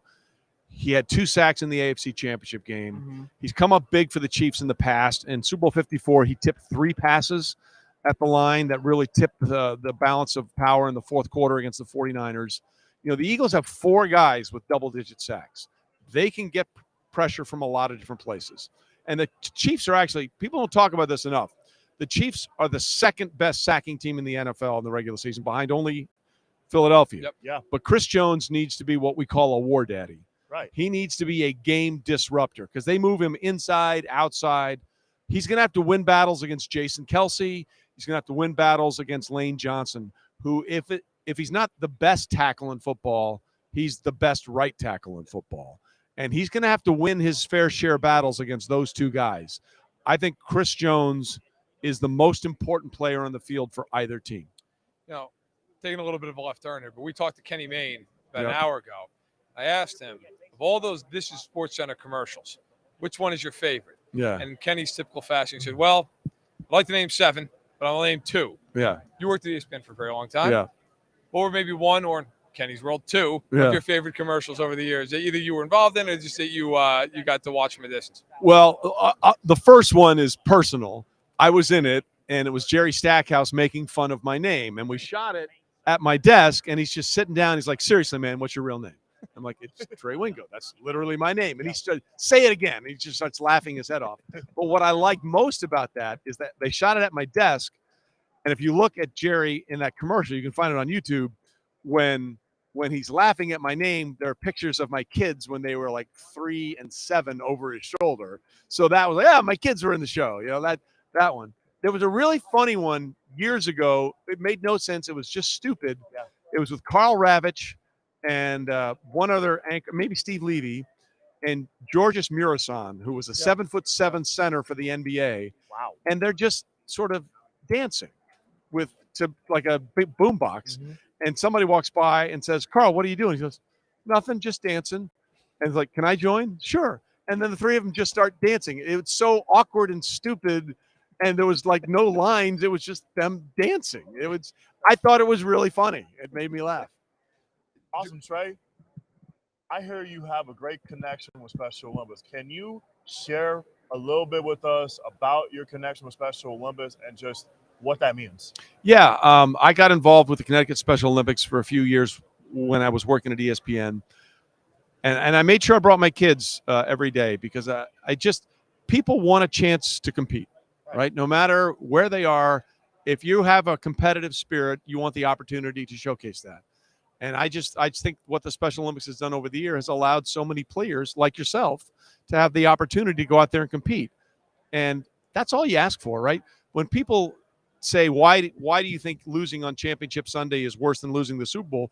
Because everyone just wants the opportunity to compete for that ring, for that opportunity. Right. And the Special Olympics give so many athletes from a wide range of possibilities the opportunity to compete. And if you are at all inclined athletically, and if you all have a competitive drive at all, you just want the opportunity. And what the Special Olympics has done over the years is given so many people who didn't have the opportunity to compete, the opportunity to fulfill that dream and that drive. And that to me is really special. Awesome, Trey. You know, when you look at all and I know you've been involved in a lot of things throughout the years, whether it be Special Olympics, whether it be the Ronald McDonald's house. Where does that spirit come from that you want to be involved and give back and make sure that people who maybe aren't always included and should be are so? I mean, where does it? Is there something that from your background, or is it just just how you feel? There's a couple of things. One, we're only as good as we are as a society if we're in this together. You know, we need to have everybody involved, and that's a big part of it. But you mentioned the Ronald McDonald House. That was personal. Because when I was working in St. Louis, one of our friends' children was diagnosed with cancer. And I saw the good that the Ronald McDonald House did for all those families who had children with cancer and gave them a place to stay and feel like a family and feel like their child wasn't being taken away from them in some sort of medical experiment, but it was more of an inclusive experience where the family could be involved. And I saw how much that helped our friends when they were dealing with their son who was diagnosed with a rare form of cancer. So some of it is just the innate desire to give everybody every opportunity, but I also saw firsthand how much good the Ronald McDonald House did for a lot of families in need. That's great, Trey. Yeah. And I would love to ask you this: was there a favorite sporting event that you love to cover? Share a little bit about that. Well, I've always been a huge football fan. That's my favorite sport, and I love golf a lot. So those are probably the two favorite sports I've ever covered. Although I have to say, covering the 2002 Winter Olympics in Salt Lake City, that was a lot of fun. And being there, having grown up watching the Olympics all those years and to be a part of it was really, really special. You, correct me if I'm wrong, grew up in Connecticut. Yes. Correct. So you have your favorite team growing up in the NFL? Were you a Giants I fan? did. No, I was a Cowboys fan, and I hate to say that because, Wow. but let me explain. My whole family's from Texas. My mom is from Texarkana. My dad is from San Antonio. I have relatives all over the state. And we lived overseas when I was a young kid. We moved back in the 70s, and the first football game I ever saw was a Monday night football game between the Dallas Cowboys and then the St. Louis Cardinals, who now are, of course, the Arizona Cardinals. Yeah. And my parents were like, "Hey, Dallas Cowboys." I'm like, "Oh, okay. Well, that's my parents. They knew that, so they became and they won a lot in the 70s. The Giants didn't win at all. No, they did not. So, They did not. that's sort of where it started. And once you started, you can't really abandon ship. So I'm stuck with them. Okay, fair enough. I Fair didn't know enough. if it was like a Yale Bowl thing, back I in the did day. go see the Giants play the Cowboys in the Yale Bowl once. I absolutely I'm did. betting the Cowboys won that game. They did. Yeah. Absolutely did. Wow. They did. Yeah. That's Was great. there a favorite Cowboys player that Roger you admired Staubach. growing up? Roger Staubach for sure. Tony Dorsett, Drew Pearson. I was glad to see Drew finally get in the Hall of Fame. Wow. But Roger was my guy. He was. I'm assuming over the years you got a chance to meet Roger Staubach. Did a couple of times. Yeah, So- super nice. I've done some stuff with him over the years, and it's One of it's the fun. nicest guys you can Still meet. going strong. What about Absolutely. Drew Pearson? I love Drew. How was that reaction with him? Drew is not afraid to show his emotions, and he was finally, when he got in, it was great. So I was happy for him. All right, so let's talk this game. You already talked about the X Factor. Who do you like in the game and why? Well, listen, I before the year started, I picked the Chiefs to win it. So there's no reason to jump off that bandwagon now. The Eagles are a better team. Top to bottom, they're a better team. But I believe the Chiefs understand the moment. Mm-hmm.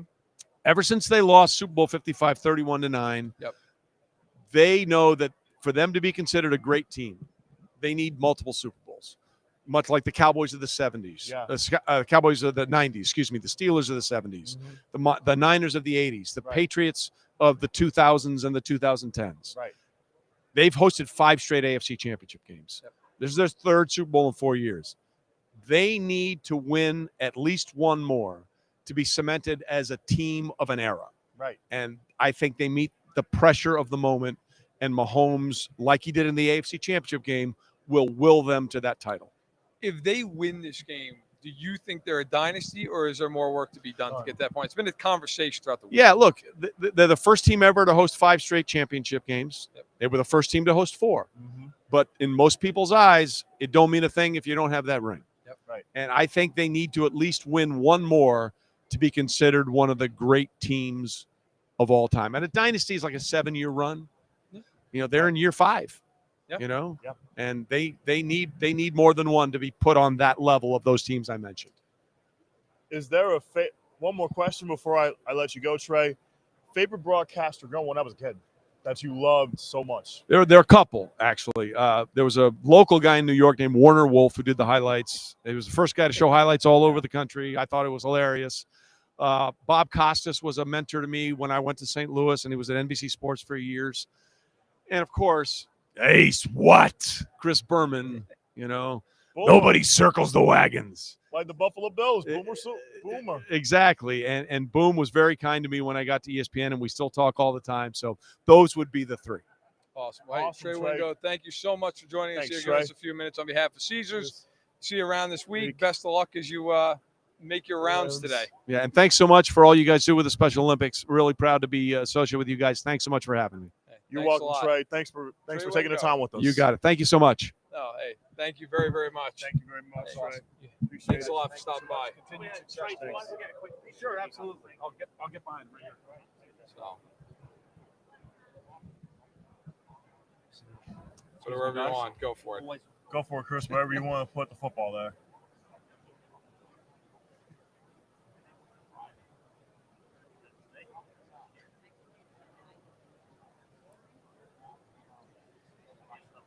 Thanks, guys. Best of Thanks a luck. lot, Trey. Cheers. Thanks, Trey. It is.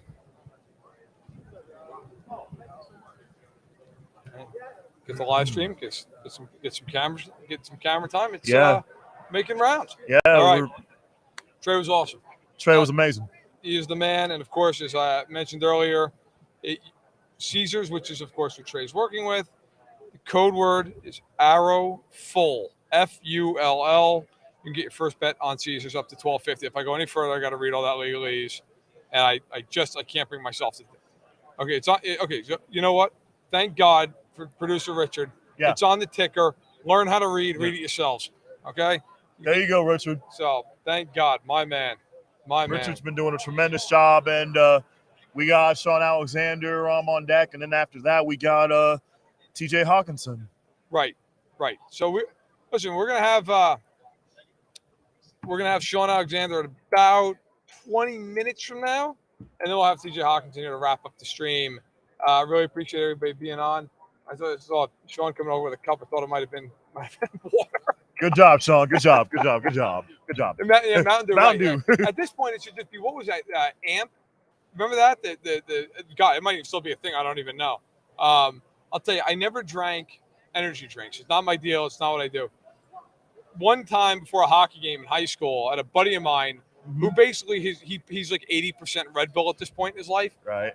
And he had a 4-pack of Amp that he couldn't drink because he had already drank some other thing. So he's like, Verderame, here, have one of these things. It tasted like battery acid. And I remember I was in the first period of the game and I was sitting on the bench and I was just like shaking because I had like 1.5 of these things. I felt bad. I'm like, well, he gave them to me and they were probably $8 a can. So I felt obligated to drink them. And I remember, like, I looked at him during the first intermission. I was like, I'm going to kill you for giving me this thing. I can't. I was trying to stick handle, and I just kept shaking.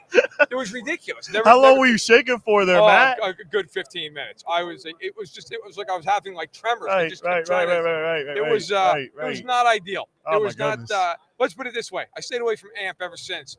No offense to the fine people. Do you like what's your go-to energy drink now? Since you don't like Amp, water. I don't do it, man. I don't do it. I don't get into the energy. Do you like drinks. regular water, or do you like vitamin water or flavored water, I'm or a fan just of the whole genre? Right. I'll take any of them. The only thing, I'm not a big seltzer guy, which is odd because my father basically lives off seltzer water. But I don't like good carbonated water. I like just regular. Like vitamin water is good. Yeah. Any like flavored water is cool. Yeah, flavored water is really cool. Yeah, so I'm a fan of that. I love water as well. I love any kind of flavored water, like blue raspberry water, anything water related. Water's the go-to for me. Yeah, you know what? And somebody's asking if I've ever had a Jolt Cola. No, I have not. But, I'm bad with probably the other reason, by the way, that Amp almost killed me was I've never had a cup of coffee. I just don't drink coffee at all. I never was I don't like the smell of it as a kid, so I never drank it. So that jolt of caffeine, I think almost. So in other words, you're not a coffee drinker, am I right? I am not. No, sir. I know most people are. Most people, that's how they get up and go in the morning.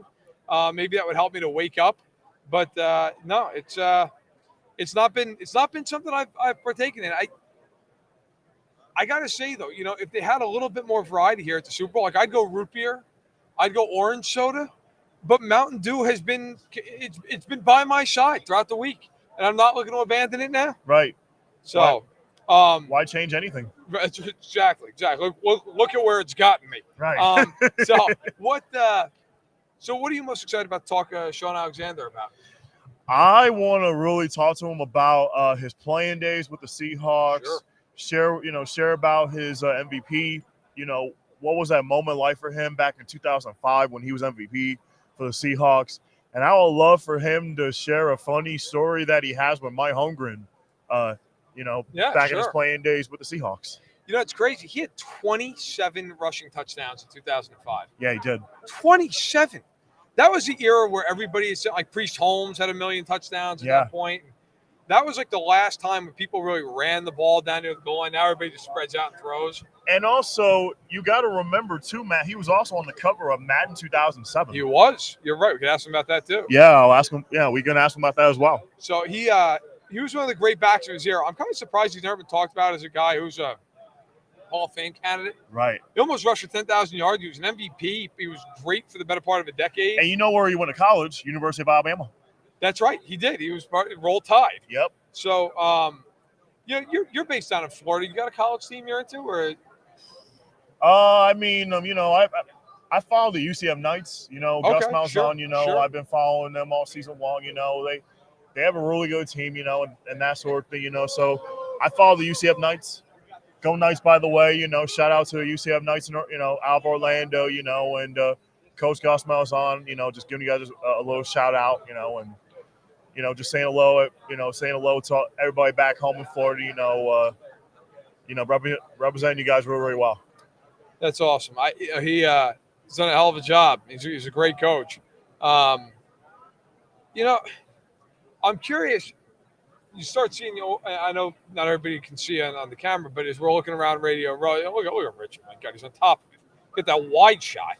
But people are really starting to fill in. Yeah, it's starting to fill in now, Matt. Like like today is Wednesday. Like you're gonna have literally a boatload of media presence, No doubt, contingencies, a lot of different radio affiliates from around the country. You know, today through through the rest of the week. I mean, it's that time of year. It's like Super Bowl week. I mean, everybody's doing interviews or doing their circles and all that. Yep, and all that stuff. So it's a fun time of year. Yeah, no, I think very fair to say as we're getting the full shot here. And you know what? It's good to be able to bring people in because really, if you're not here, it's hard to quite describe what it's like. You can be walking around and it's like, oh, there's Ryan Leaf. And then there's like 10 people you don't know. And you're like, oh, there's Drew Brees. Right. And then there's Hunter, who right now looks like he had about 8 Joe Colas. Then you turn around and it's Joe Montana. Or it's just funny. By Wednesday or Thursday, you're so used to it that you're not even phased. You're like, I remember a couple years ago, bumped into somebody, and I was like, oh, sorry, man. He's like, oh, yeah, that's cool. It's going. I let her. It's Dan Marino. Like, hey, Dan, how are you? But it's been a really good setup this year. I feel like in Arizona. Yeah, it really has. I mean, this has been a fun experience so far, and like I said, for me, it's not over. Arizona has been amazing. This time of year, I mean, it's chilly for this time of year. Don't get me wrong. I mean, I'm used to this kind of weather back home in Florida, and I'm also used to this weather, when I was living up in New York, so I'm used to this. How long did you live in New York? I lived in New York, believe it or not, Matt. I actually lived in New York from 1989 all the way down to 2000. Wow. Okay. I lived in New York until 2000. Then from 2000, I moved from New York all the way down to Miami. Then from Miami, I moved to Port St. Lucie in 2004, and I've been living in Port St. Lucie ever since. Okay. All right. Can't complain about that. I will say, at least in Florida, you don't have to deal with the snow. Thank God for that. New York. New York. New York, not so lucky. You have to shovel snow and all that jazz. So I'm grateful I live in the Sunshine State where you don't got to deal with snow and but the humidity is just so brutal. I don't know how you deal with that. Yeah, in the Sunshine State, it's so brutal. As much as I love the warmer climate, get away. I'm not built for the heat. It's no way to live for me. Now, that being said, I envy you when I'm shoveling snow.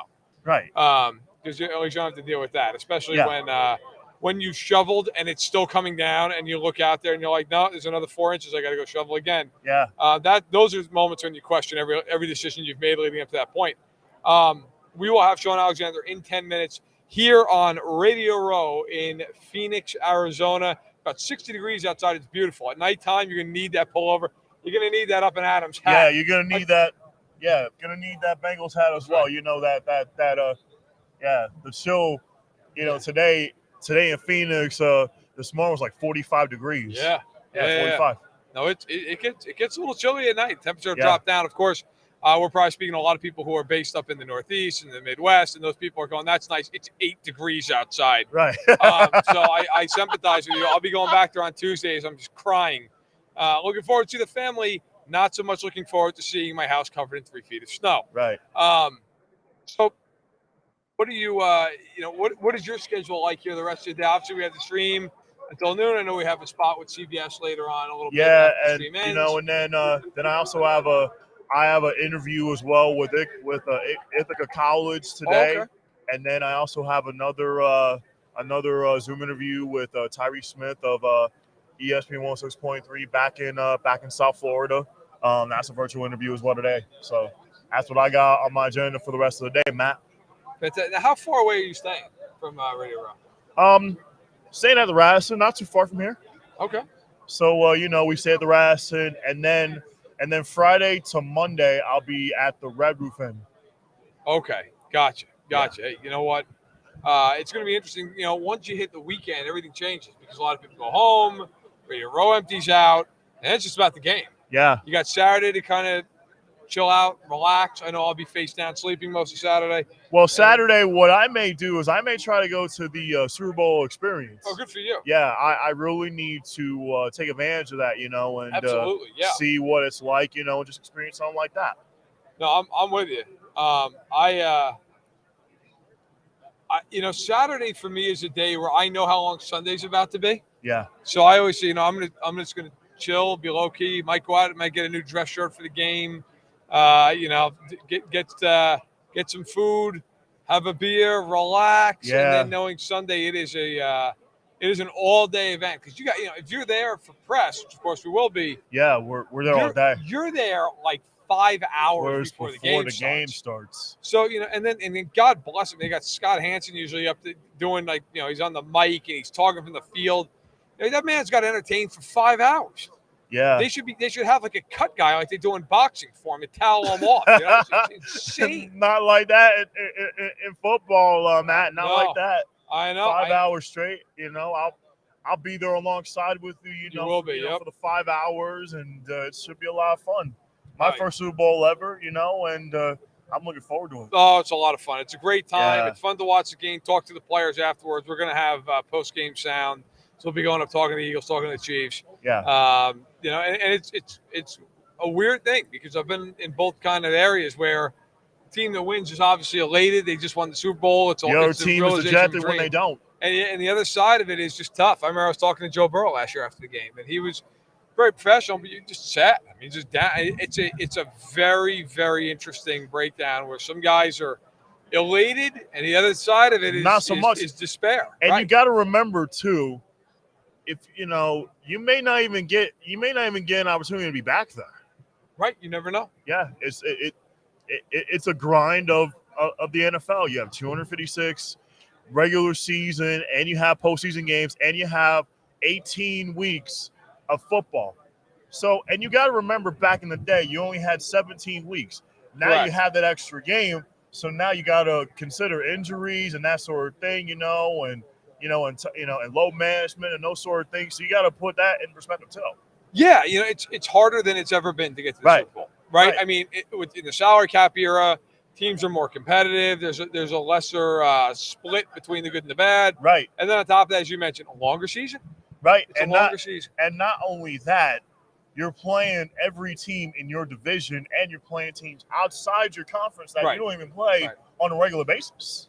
Yeah, no, it's absolutely the case. I mean, it's a longer, harder year, but it's one of those things that if you get there, you've earned it more than ever. Right. I mean, you've earned that more than you ever have because of the 17th game.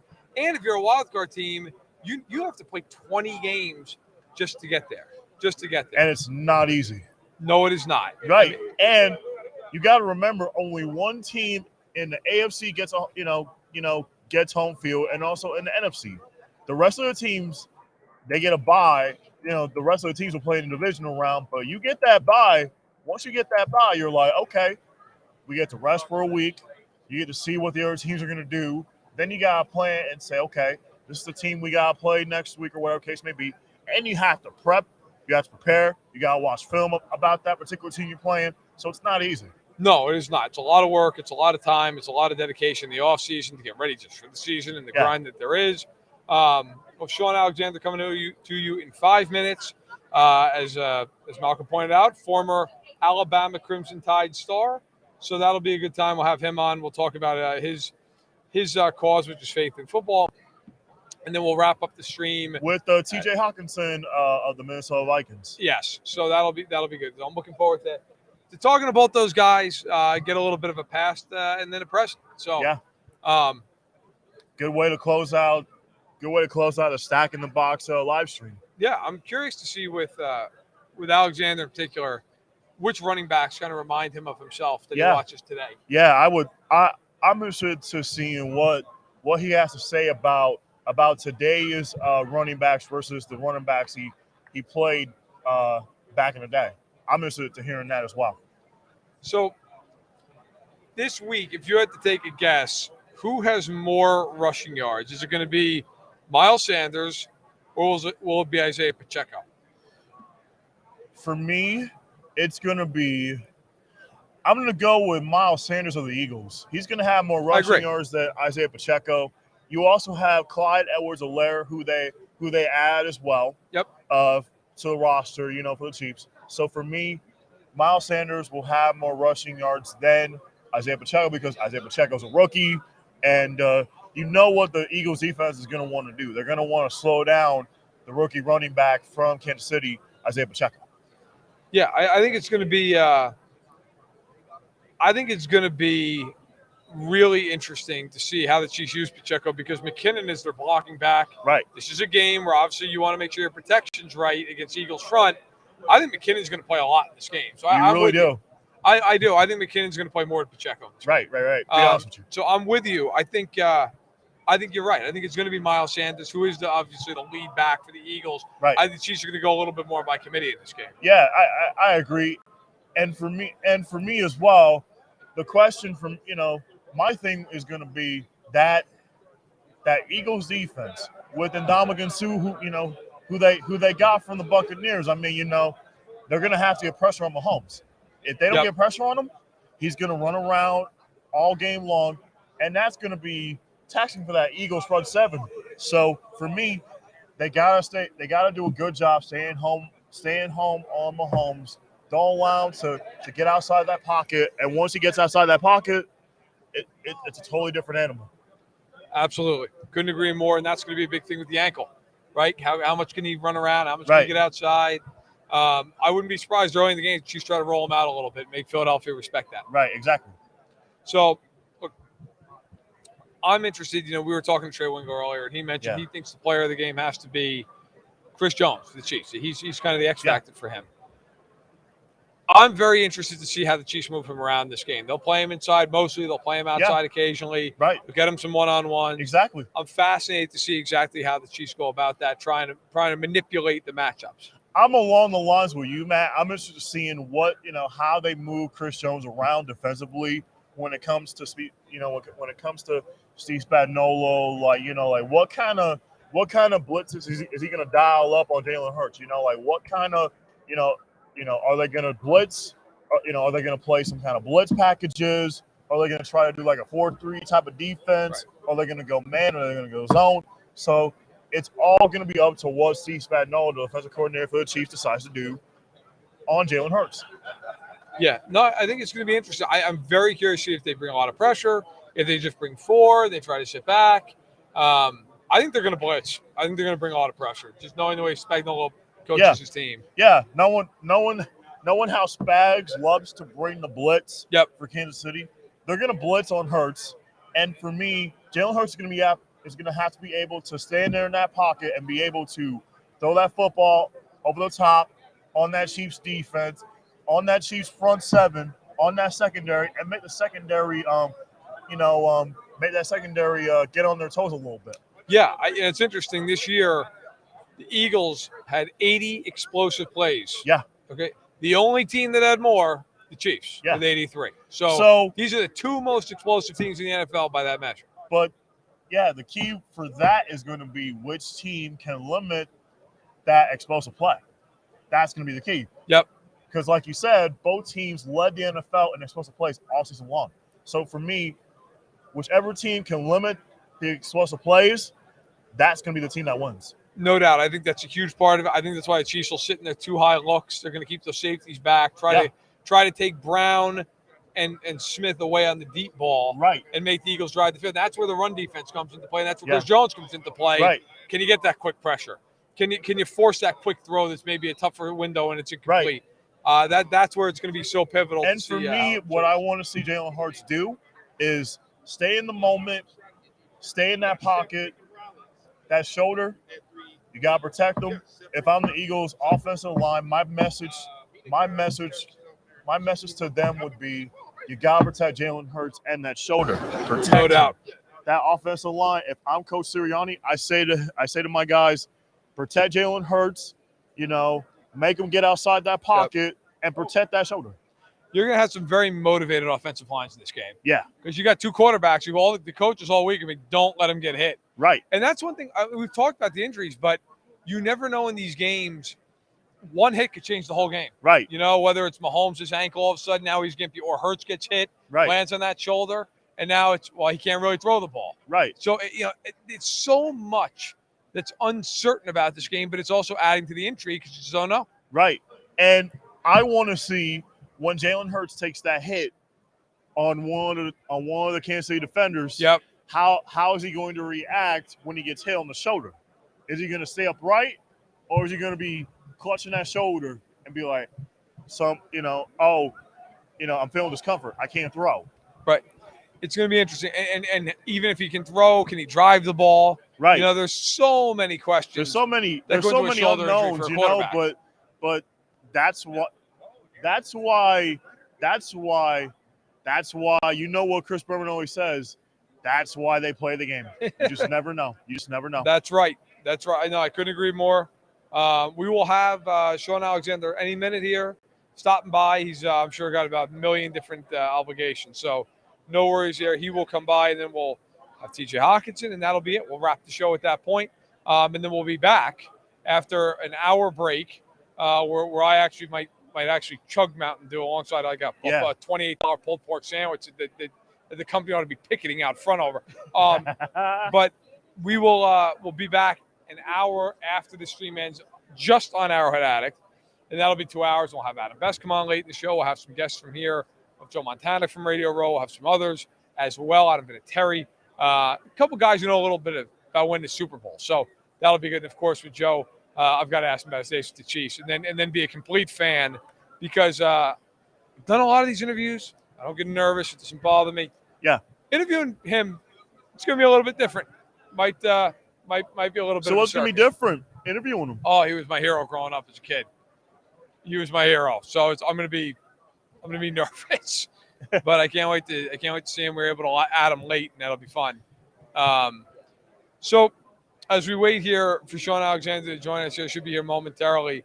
Do you think, if I said to you more or less, Mahomes 275 passing yards in this game, where would you go? I would go more. So would I.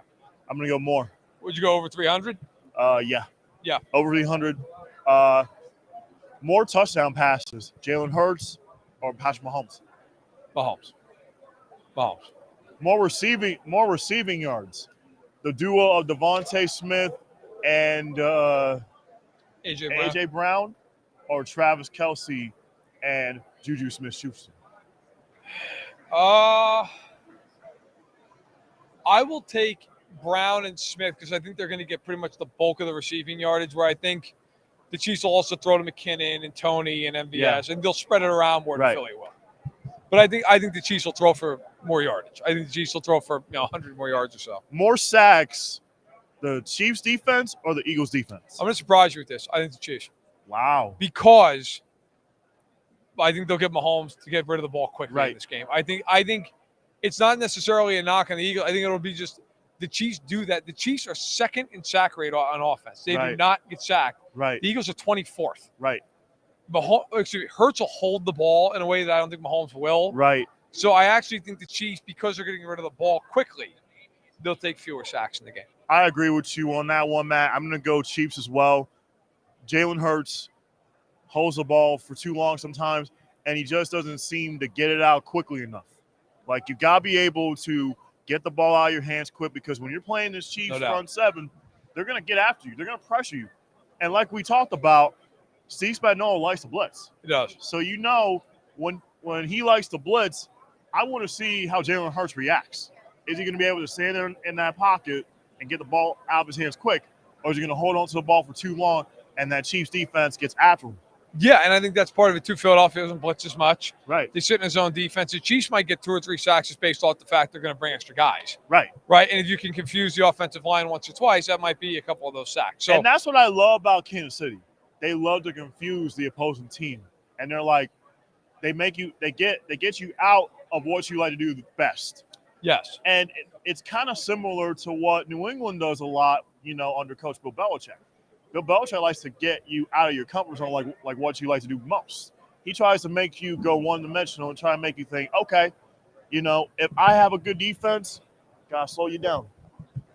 Hey, Here we go. welcoming We got in, Shaun Alexander. Shaun Alexander, former MVP. Shaun, how are you? I'm What's going good. on? How you guys doing? Awesome, Doing Shaun. well. Radio Doing Row well. is crazy, isn't it? It is Yeah, packed, man. Did you just Packed. get in today? Yeah, we got in yesterday afternoon. Okay, because the first 2 days has not been that bad, but today has been. Yeah, today's been. It's ramped up significantly. Yeah, it's cranked up then. Yeah, that's good. So we got plenty to get into. Before we get into it, I wanted to ask you. I know you're here on behalf of Faith in Football. yeah. Why? What is it? What does that mean to you? You know, I was blessed with the opportunity to meet Jesus in a non-religious kind of way, to really just say, like, man, like, no one is good but God, right? Yeah. You're full of sin. There's some negative things about all of us that would make us not worthy enough to sit in paradise forever. But there was a Savior named Jesus, and I was like, wow, I want to know who that is. And to have a real relationship with Jesus is not about rule following, but about walking in a relationship every day. And so I love that I get to live my life sharing that same love, passion, connection with everybody, saying, like, yeah, every day, like, if the goal is to be perfect, no one's going to get in, you know. But man, we got an opportunity to go have a relationship with the all-satisfying, all-knowing God. You have a favorite? Scripture that you have a favorite Bible verse? Yeah, my favorite Bible verse is Psalms 37:4. Delight yourself in the Lord, and He will give you the desire of your heart. And it was one of the first scriptures that I ever memorized on my own. And I was in college; I was a freshman, so I learned it right before this big LSU game. And I was the third stringer, and God let everybody get hurt and let me come and shine. Like, He doesn't do that for everybody, but He allowed me the wonderful opportunity of what happens when you delight yourself in the Lord. Right. I just enjoyed studying the word and praying. It was like for like 2 weeks. That was a bye week before that game. And I was just studying and praying and learning. And what happened is I ended up becoming like a superstar overnight on that little campus in Tuscaloosa, you know? And so what God showed me was, it's like, yeah, the goal wasn't to be a superstar for me. It never was. It was, God, can you give me moments in my life just over and over and over again where I know it had to be you? Right. So the fact that I could play, you know, it was like, I think it was like 8 versus 9, ESPN game. I done stayed up all night playing video games because I'm the third stringer, you know what I mean? And then he's going to let me have the greatest game in Alabama history. And it still stands. 20 carries, 291 yards, and 4 touchdowns. And I did almost all of it in the second half. Awesome. Go ahead, That's man. God. It worked out well for you. Yeah, that's good. No, and that's great. I wanted to ask you about your career with the Seahawks, because obviously it was very decorated. You won MVP. Yep. You watch running backs now, and look, if you have 15 touchdowns, that's a ton. I mean, that's like you're leading the league. Yeah.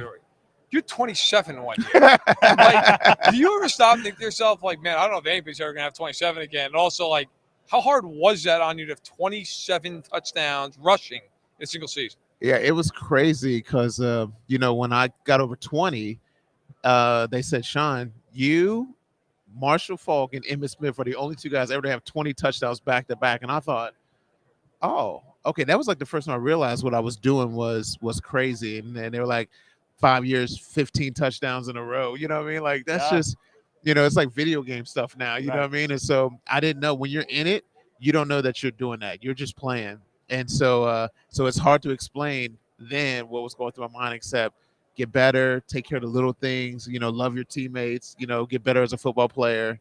You know, so it's funny now when I think about it. I was like, dang, I was that guy. but when it was happening, you're just trying to get better every week.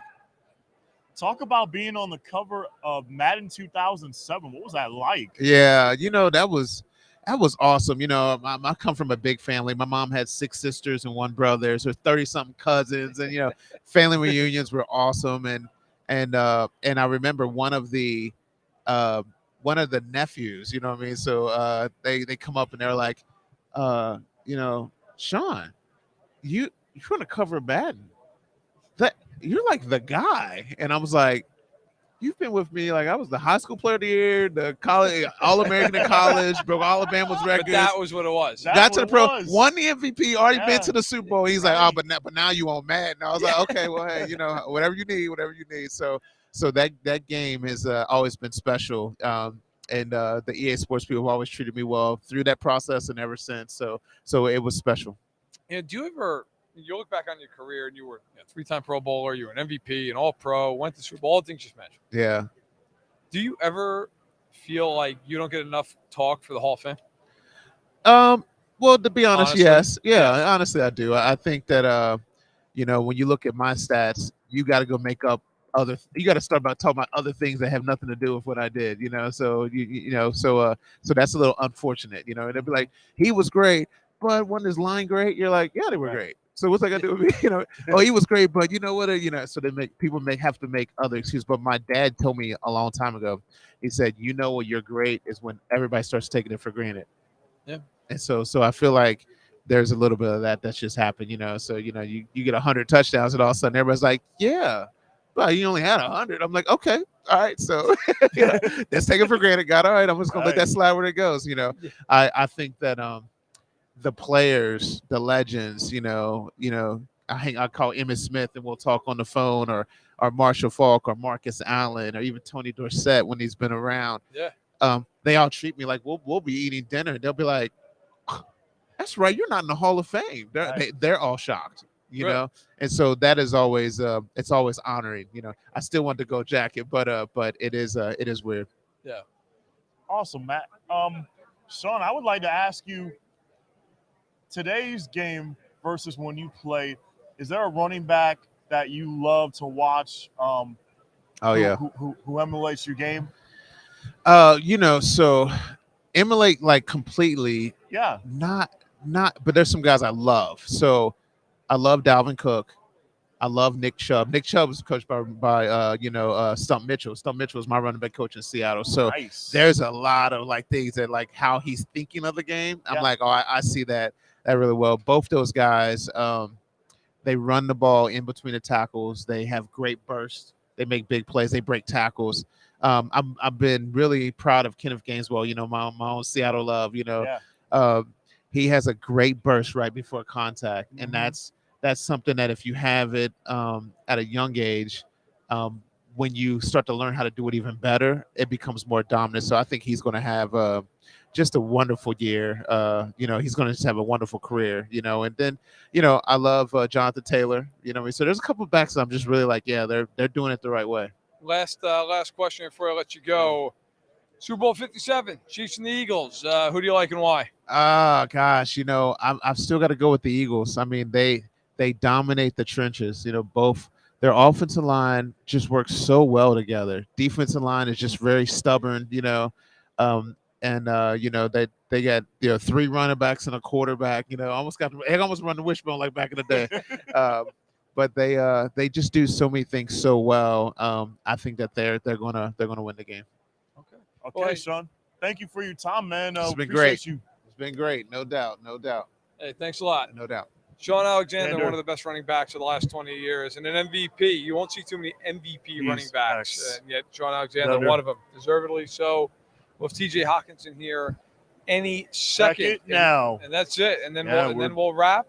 And I'll need a cut man, boxing man. And then we'll be back on from 1 to 3 local time, 2 to 4 Central Time.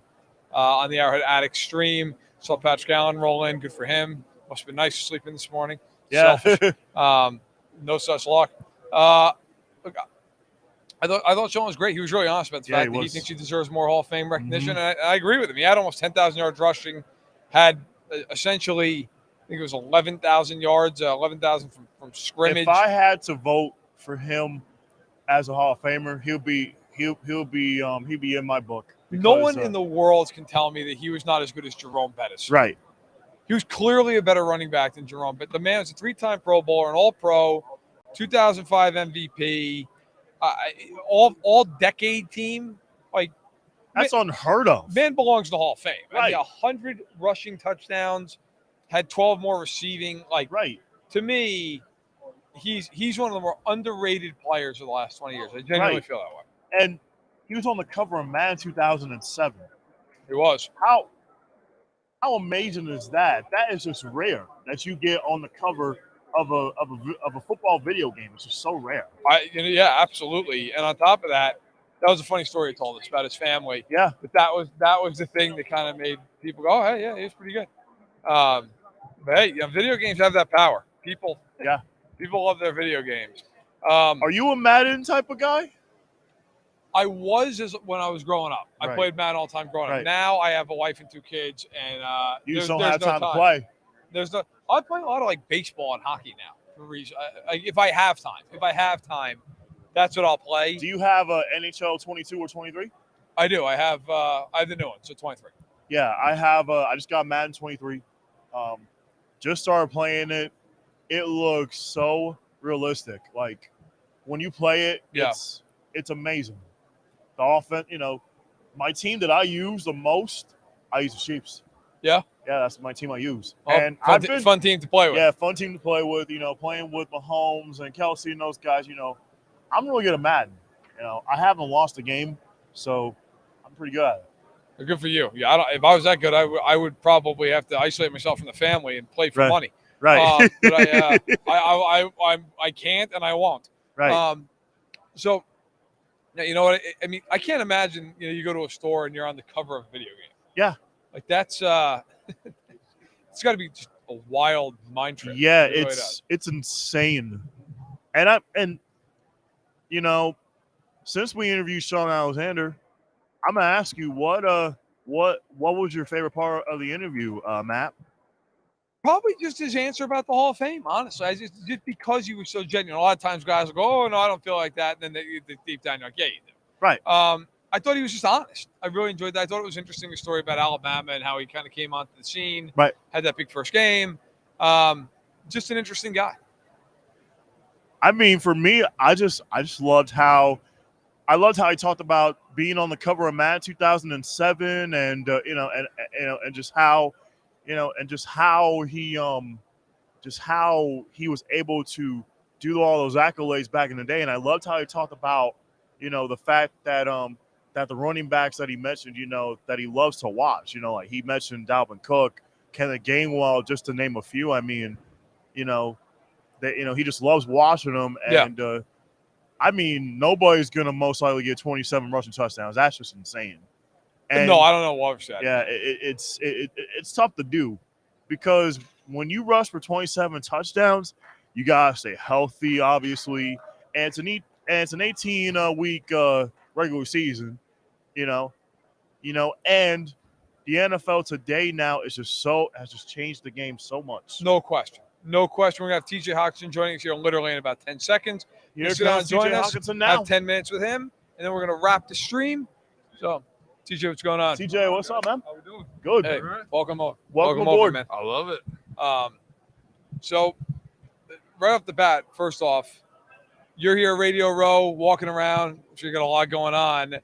Can you just tell the people watching, what are you repping? What are you here for? And why take on the cause? Yeah, I'm here with Sleep Number to be here with a Minnesota-based company. They're from they work with the team all the time, and they just actually partnered with the American Cancer Society.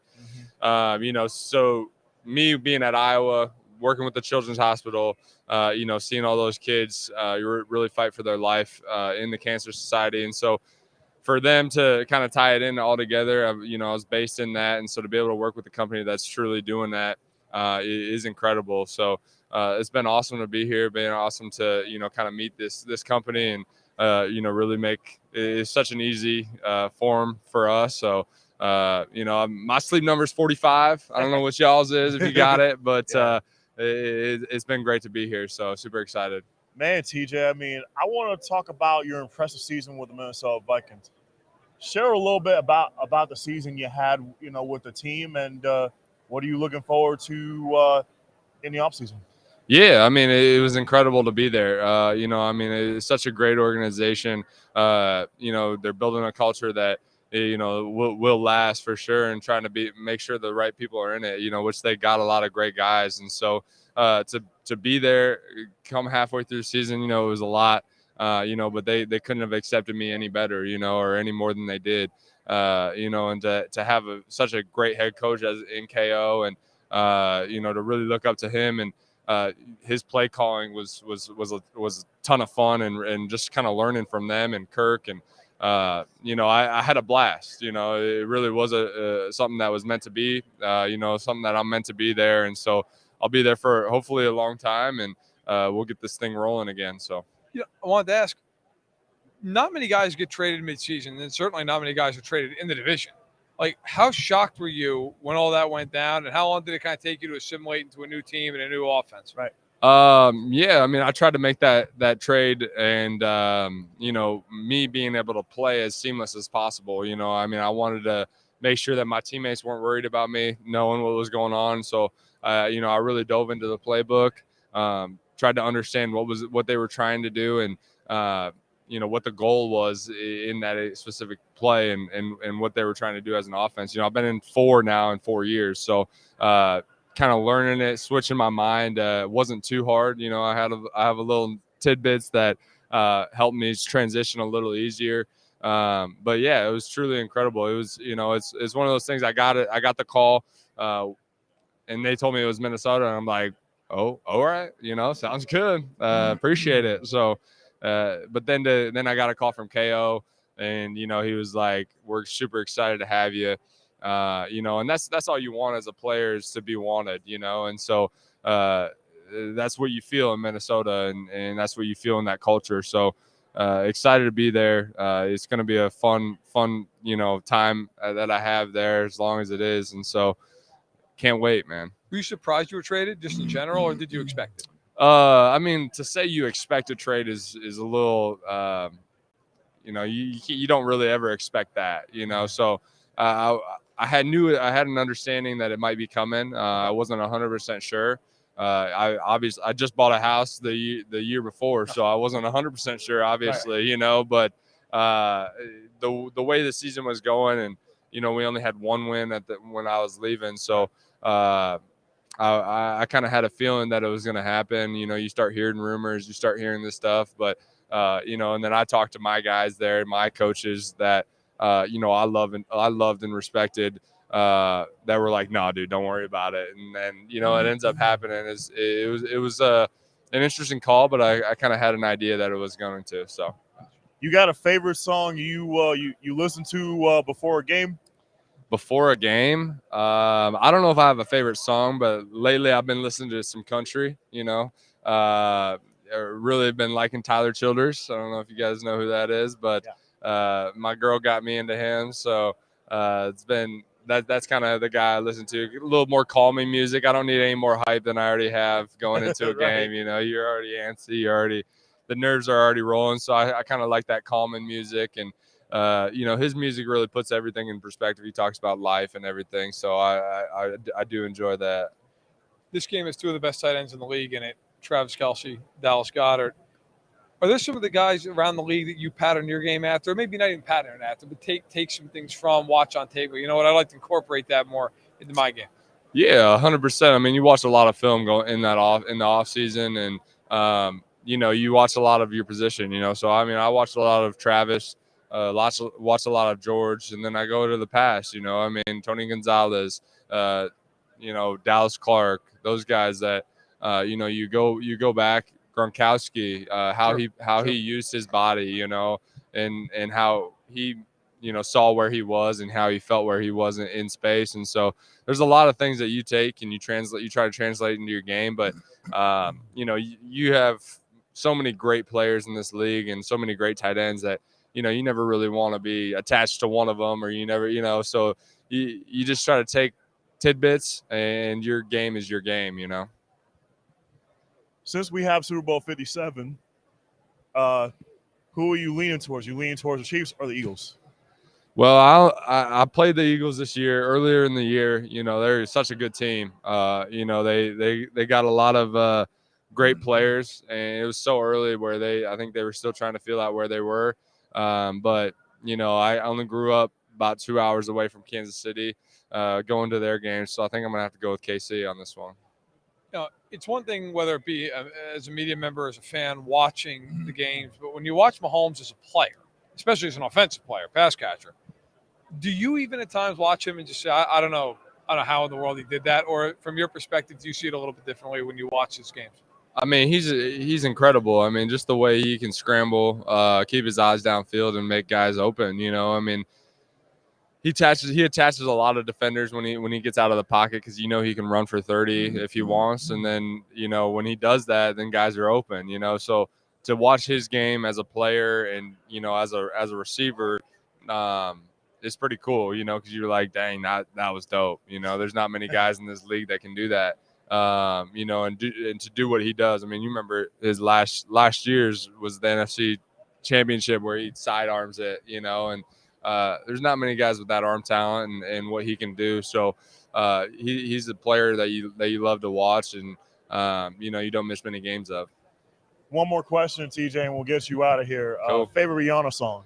Favorite Rihanna song? Oh man, I don't know. I'm not a huge Rihanna guy. I'm shocked by that. Really? No. Yeah. I was gonna say. I was like, I don't even know. No. That's hard to come up with on the top of my head. No, hey man, fair enough. Fair enough. Fair enough. Yeah. What's yours? Wild Thoughts. Wild Thought. Okay. All right. It's all right. I don't know. I'm in your fault, man. Yeah. Is that wow? Is that Yeah, what- yeah. Wild Thoughts. Yeah. There you go. Okay. I Yeah. kind of know that one. Yeah. Well, listen, DJ, thanks so much for joining us today on behalf of Sleep Number.